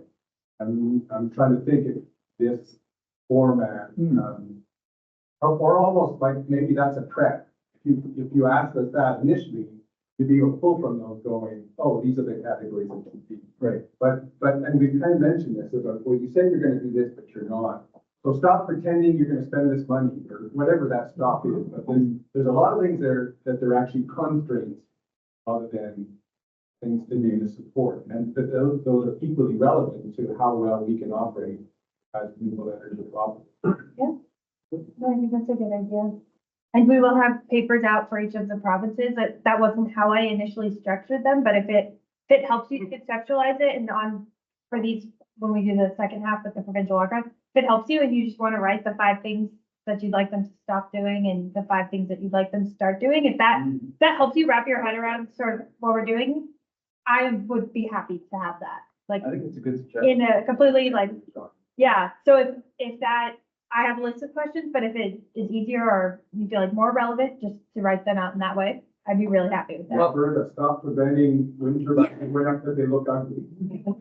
Ontario, stop not paying us for excess energy. I don't know. I would just say continue to that kind of framework as well. Start, stop, continue is what we always have. Yeah. Evaluate our process. Or just say stream up fist. We can dream up brand new ideas they should start doing, but inevitably they'll be doing some things as well that is captured by. I really like what John suggested, like that we can take those ideas and then roll them up in these categories. Yeah. Right? Yeah, because that's what we have in mind. We've already been through some of the conversation. And there's a different Yeah. policy difference, policy literature, right? Yeah. Policy construction and policy development. Yeah, right. Well, and when we're talking about legislative barriers, that's what we're talking about, like taking out language that they can use to restrict. Well, that's the complaint against regulators, is that they're cumulative. Yeah. Over time, you just get hundreds of regulations, taking forever to get. Layer and layer and layer. All the reviews I gotta go through. So it's as much about getting rid of ones that are obsolete and that are just preventing, needlessly preventing us doing what you know. Carl, I think it's next. Yeah, well, but I think it's such a, like, in some ways, what you both saying, because I feel that some of these statements are still, somehow vague, which is normal. And then the idea is like to have a neutral assessment, like the score. Again, the idea would be to have like a number or like a letter for product. At the same time, what's good is like still remains a normative assessment. So like, I think that's where the movement could play in, but like, you at some point you want to evaluate mutually, but then to determine what does it mean good plan procurement. That's where, the movement could come in. I think that's like tying up the details with like the high level scope. So like it could be a good exercise to go through each of these buckets and ask everyone, what does it mean to have good plan procurement? And by running everyone's idea together, give us an idea of what does it mean to have like a very good score or bad score. And then all of this, the details you mentioned about the limitation of net metering or anything would probably fall into buckets. Yeah, It would be a way to make it and fit it in. Yeah. Exactly. But then it would be a way to make the scale, basically, and say, Yeah. yeah, to value to bring these together. Yeah, that's a good idea. Thank you. Fine. Yeah, I guess just a thought, I know that this project is to develop this convention scorecard, but have you guys thought about the life cycle of this? Because I think a scorecard, it's fun to do it once, but the power of it really is to keeping it accountable, and you can improve your score. Right, so like, I think the next stage is to, as a template, allow it to be updated periodically so the provinces can actually improve, right? And then the second part of that, as a template, you could then roll it out to municipalities, right, or other, as a scorecard, the same scorecard, and then, you can probably update it. For sure, and it builds more credibility. Yeah, I'm just on that normative point. I think I've been struggling a bit with the first section because of that. So, and I also really like this idea of maybe iteration, because you don't want the code, let's say for the PEI example, right? You don't want a very high score for a set of policies that look good. And then the policymakers are like, hey, yes, we're done, off you go, folks. when the reality is not that, right? So being very clear, which I think you guys are, about what's hiding under the numbers is really important, right? So to make transparent as much of that, so then someone else can go and say, look, this is what that score was based on, you're not implementing any of it. Which I think Yeah. is false, right? Like, so I think incumbent on this is a lot of that back data, unpacking that book, like Andre was talking about, right? Yeah, and that's the criticism of this stuff. But on the normative side, so with me on that first one, I think so a province that's procuring lots of renewables, that has a plan for distributed renewables, that allows private power, I wouldn't use external, I'd use its private power. Okay. If you want, right? Because external suggests like, who's internal? Is it, you know, like. Yeah. Yeah, and external for us would be New Brunswick. Yeah. Yeah. Yeah, okay, that's Just insider, outsider, I think you're really talking about. I think you're right. But in that is this kind of normative, okay, so if there's more power being consumed, that's a good thing. Which isn't necessarily, it might be enabling the community energy generation, but it might be a failure of energy efficiency in the province. Yeah. Right, so I think there's a lot of stuff kind of hiding underneath that. It goes to the framing. There's a neutral framing of this is enabling of more community power generation, but it might not necessarily be good in terms of other things, right? So Yeah. I think we made the point about effectiveness. This is almost saying, what does the letter of the law say? But we should also be able to use measure saying, but you're doing it terribly. Where does that fit in? That's outside the box. Never We had out- yeah, so outcomes. Isn't outcomes. It's just, We were torn on that one, but. Yeah. it gets really weighty, really heavy. I know it's hard, but you want it to be effective. You want it to measure the right stuff, right? Yeah. Index may not include outcomes, but we could validate it with outcomes. You kind of like to step back, Yeah. I think, right? And say like, oh, it scored really high, but they're not, it's not. So- Okay. And then we sort of like, we kind of feed it back in, but Yeah. then the index doesn't include the fact that sometimes we adjust the index based on some of that insight. Yeah, So I was or speaking- index comes back to this table. Sorry, I was speaking, I was speaking to Jonah, is it Jonah from Nova Scotia? Yeah. Yesterday, and he's like, we've created the pocket, we really want this to be used, we hope it's used. Like, I give them a good grade, but 2 years from now, we might find there's nothing happening. Do I punish them for that? I mean, if their intention is to take that lack of outcome and iterate, that's good, right? So Yeah. I was interviewing not those exact people like 10, 15 years ago. They said they created the community energy policy, but they didn't think anybody would actually take it up. They just had it on the book, right? Right. So there's stories from all the Yeah. different places, right? I don't think it's about punishing anyone, but you don't want to take it at face value always either. Well, if you don't have a policy where you don't have the enabling that go with the policy, then policy. Yeah, nothing. You can go into support actually. Be part of the support dissemination. So it could be like not really outcome, but actually maybe outreach or. Implementation, Kind of, maybe yeah. the distinction, right? So we have it on the books, what's the implementation look like? Yeah, and was it funded or stuff? Right, Yeah. so that might be a little more valuable. Well, so what I think about if we like drill down in this middle category, like we have programs to support the competitive, so that's if the programs exist. And then these are not, these are not the kind of categories, but let's say in the case of PEI, there's a really good program on the website. So what do you need in addition to that to make it good? Those would be good categories to add here. Of like, what is needed to make that policy actually work? And is it capacity support? Or is it funding or other And things? some of it, we have to also be honest, we don't know.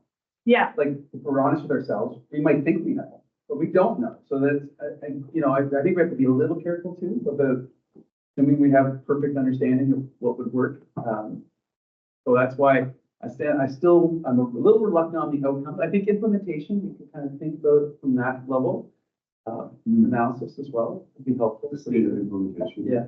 That's. I would just warn on the question of frequency of iteration here. I think you have to be reasonable in terms of how long it takes policy to be formed and implemented. Yeah. I really like what Efficiency Canada is doing, but one thing that's always bugged me about their work is their energy efficiency by province scorecard came out annually for a really long time. And when I was working in government, I couldn't even get my time sheets approved in a year. So it's like, They stuff to do the process, yeah, so like every year you're just getting criticized for the same stuff because you didn't have the time to actually respond to it. So I would just look at some of the indexes that have been more successful and have helped some of the jurisdictions move the needle. And maybe look at like, twice a decade at this stage, Sure. as your goalpost.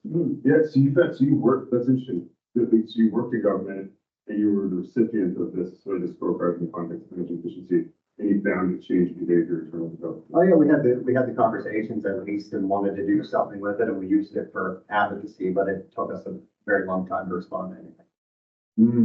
Okay.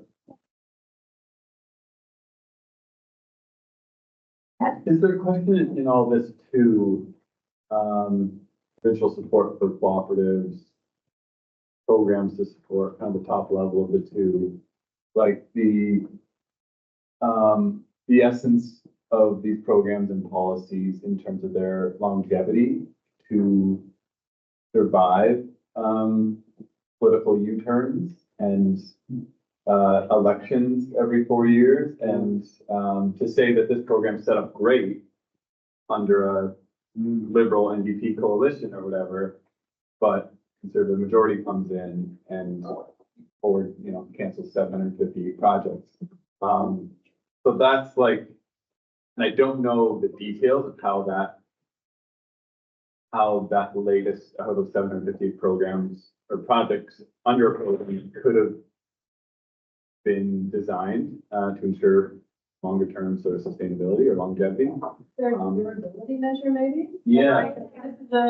You can probably get the data pretty easily on this project if our program's not 10 years versus that's 2 or something like that. I don't know if that, so you're trying to think of an easy measure, right? Yeah. I like that. Or if it's a one-off, it's course high, just get a funding pocket for the 1 year. Maybe. Or some zombie policy. Chad, is that what you? Yeah. I mean, but Chad, just leaning on what you were talking about earlier, I mean, we're anchoring on the community and co-op piece, right? And doesn't that in itself lend it some political neutrality? I mean, maybe, right? You were talking about acceptability and how in Ontario, there were less good vibes towards these things, and then in Nova Scotia was much better, presumably because of the community structure. So I mean, it's almost implicit in a way, could you say, maybe? Hopefully, but if anything, it's weird, the 750 programs were under a much lower cost RFP. I think projects were a lot cheaper than like initial 2009 Green Energy Act, right? And also a lot of them were community owned in some way, some of them majority Indigenous owned. So yeah, and then those got canceled along, like everything got kind of wiped off the book. So yeah, ideally that would sort of happen, but in Ontario, the political swing was kind of already in place, I think. Not that wind energy alone means conservatives have majority, but might play a small role in rural communities. So it's tough to say. If those community programs were in place in 2009, different story in rural communities, I would argue, in a lot of Ontario. I mean,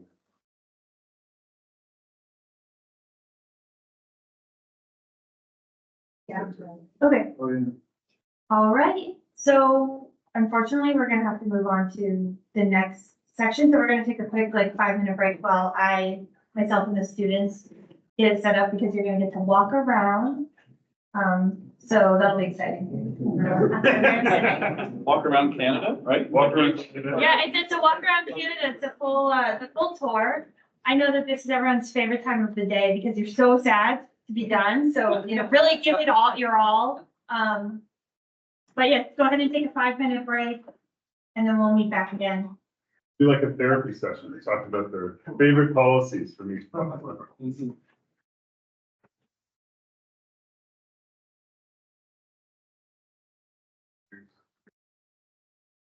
I won't be able to give you the PEI perspective on that. I gotta take. Oh, no. So then we're looking at so there's like, and then we'll have I was just thinking. fairly detailed justification. Like the surveys that we have for comment on development, So that's what you were saying. Durability. We look at the survey again. Kind of like cleaning up like. That, because you want to say, well, on this one, I want to say this. Early clean is there.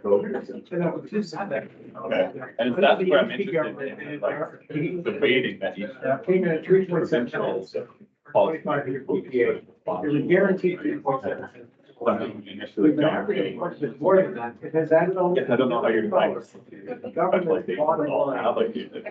Revenue. Assigning execution finance, every way this finance. External Development. Right. They're not waiting. Similar to this process. Like developing this index, feedback, this is what we're doing. Oh, yeah, I see it. Okay, nice. Well, you would say something like, decision on approving or whatever the policy, just that it's open in. Well, be nice. This standard, not these, right? To me, so it's a recommendation. Yeah. Yes. I'm just thinking, we couldn't respond. No, yeah, that, so that would be the contract minimum size where the RFP must be whatever. Yeah. Manageable. No, that's important because Quebec sure a bunch of opening up non-Quebec hydro. It sounds like Yes, so that's the kind of thing, that is the kind of thing. So just to make sure you can put it in the right place. Yeah. Yeah, if we had an initial plan, then I would talk for like. Yeah, maybe not. I think we're gonna cut that. Sure. That's gonna be- Good job. What? I think that goes, I hope. You good? Yeah. Comment, that's good. Yeah. That's good. Especially John. Good. No, that's the point of it. Yeah. My phone when I would love. Reached the power date where I realized. Oh, I was like, I thought I might, like I did it one time and I think. There's another part of Yeah. it. Oh, yeah, no, well, when I said like, I would love that, I wanted to make sure that I would. That is kind of the. Like, I was like the difference. being like, oh, go ahead and do that, whatever, you know, like, I think it's the point. Resilient. Yeah. I mean, I appreciate it. Rain, hard. You're being a little bit. We want to start this conversation. Yes. And then you're setting up with the tires. We can't start from a place like past you guys. Yeah, I know, which for now is, I don't know, it's good. I like those things too, I like measurements, On this? it's interesting, Roger says, oh, the examples are good. But I struggle not to mark board. I don't know, I'm just trying to relate to that one, it needs to be great. In this case, jurisdiction. Like, yeah. You have a framework and it's a little bit. Yeah. Well, not about. And so you still go. It's not pure math. No.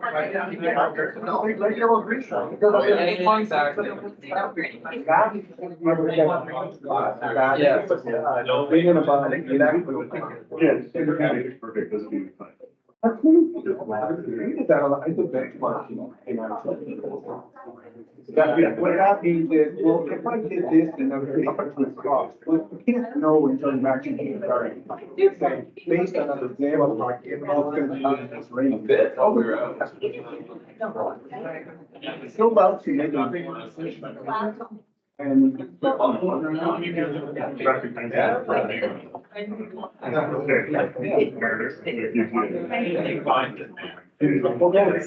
are you in Desert Island? Yeah. Not always.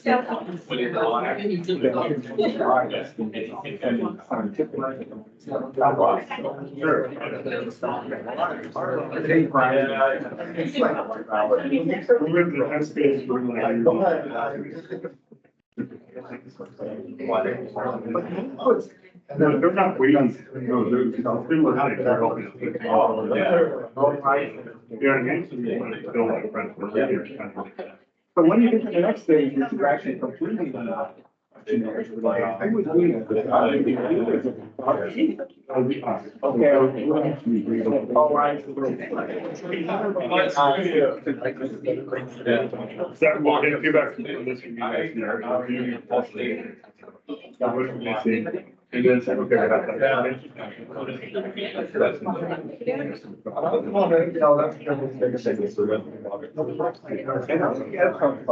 I can understand why that's a whole other part. But it is like how well they're actually. It's like a future.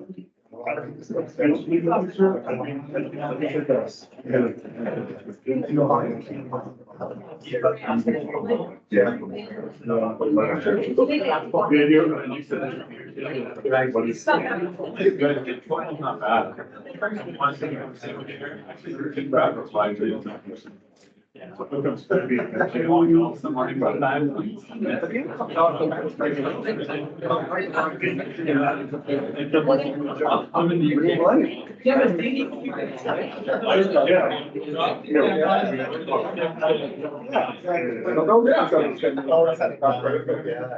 They're looking at one in the ball and something. That's cool. Specifically, Did you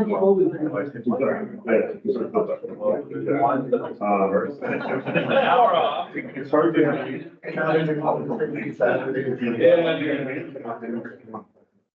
Yeah, I mean, it's not, there are bigger factors, there are other factors. Yeah.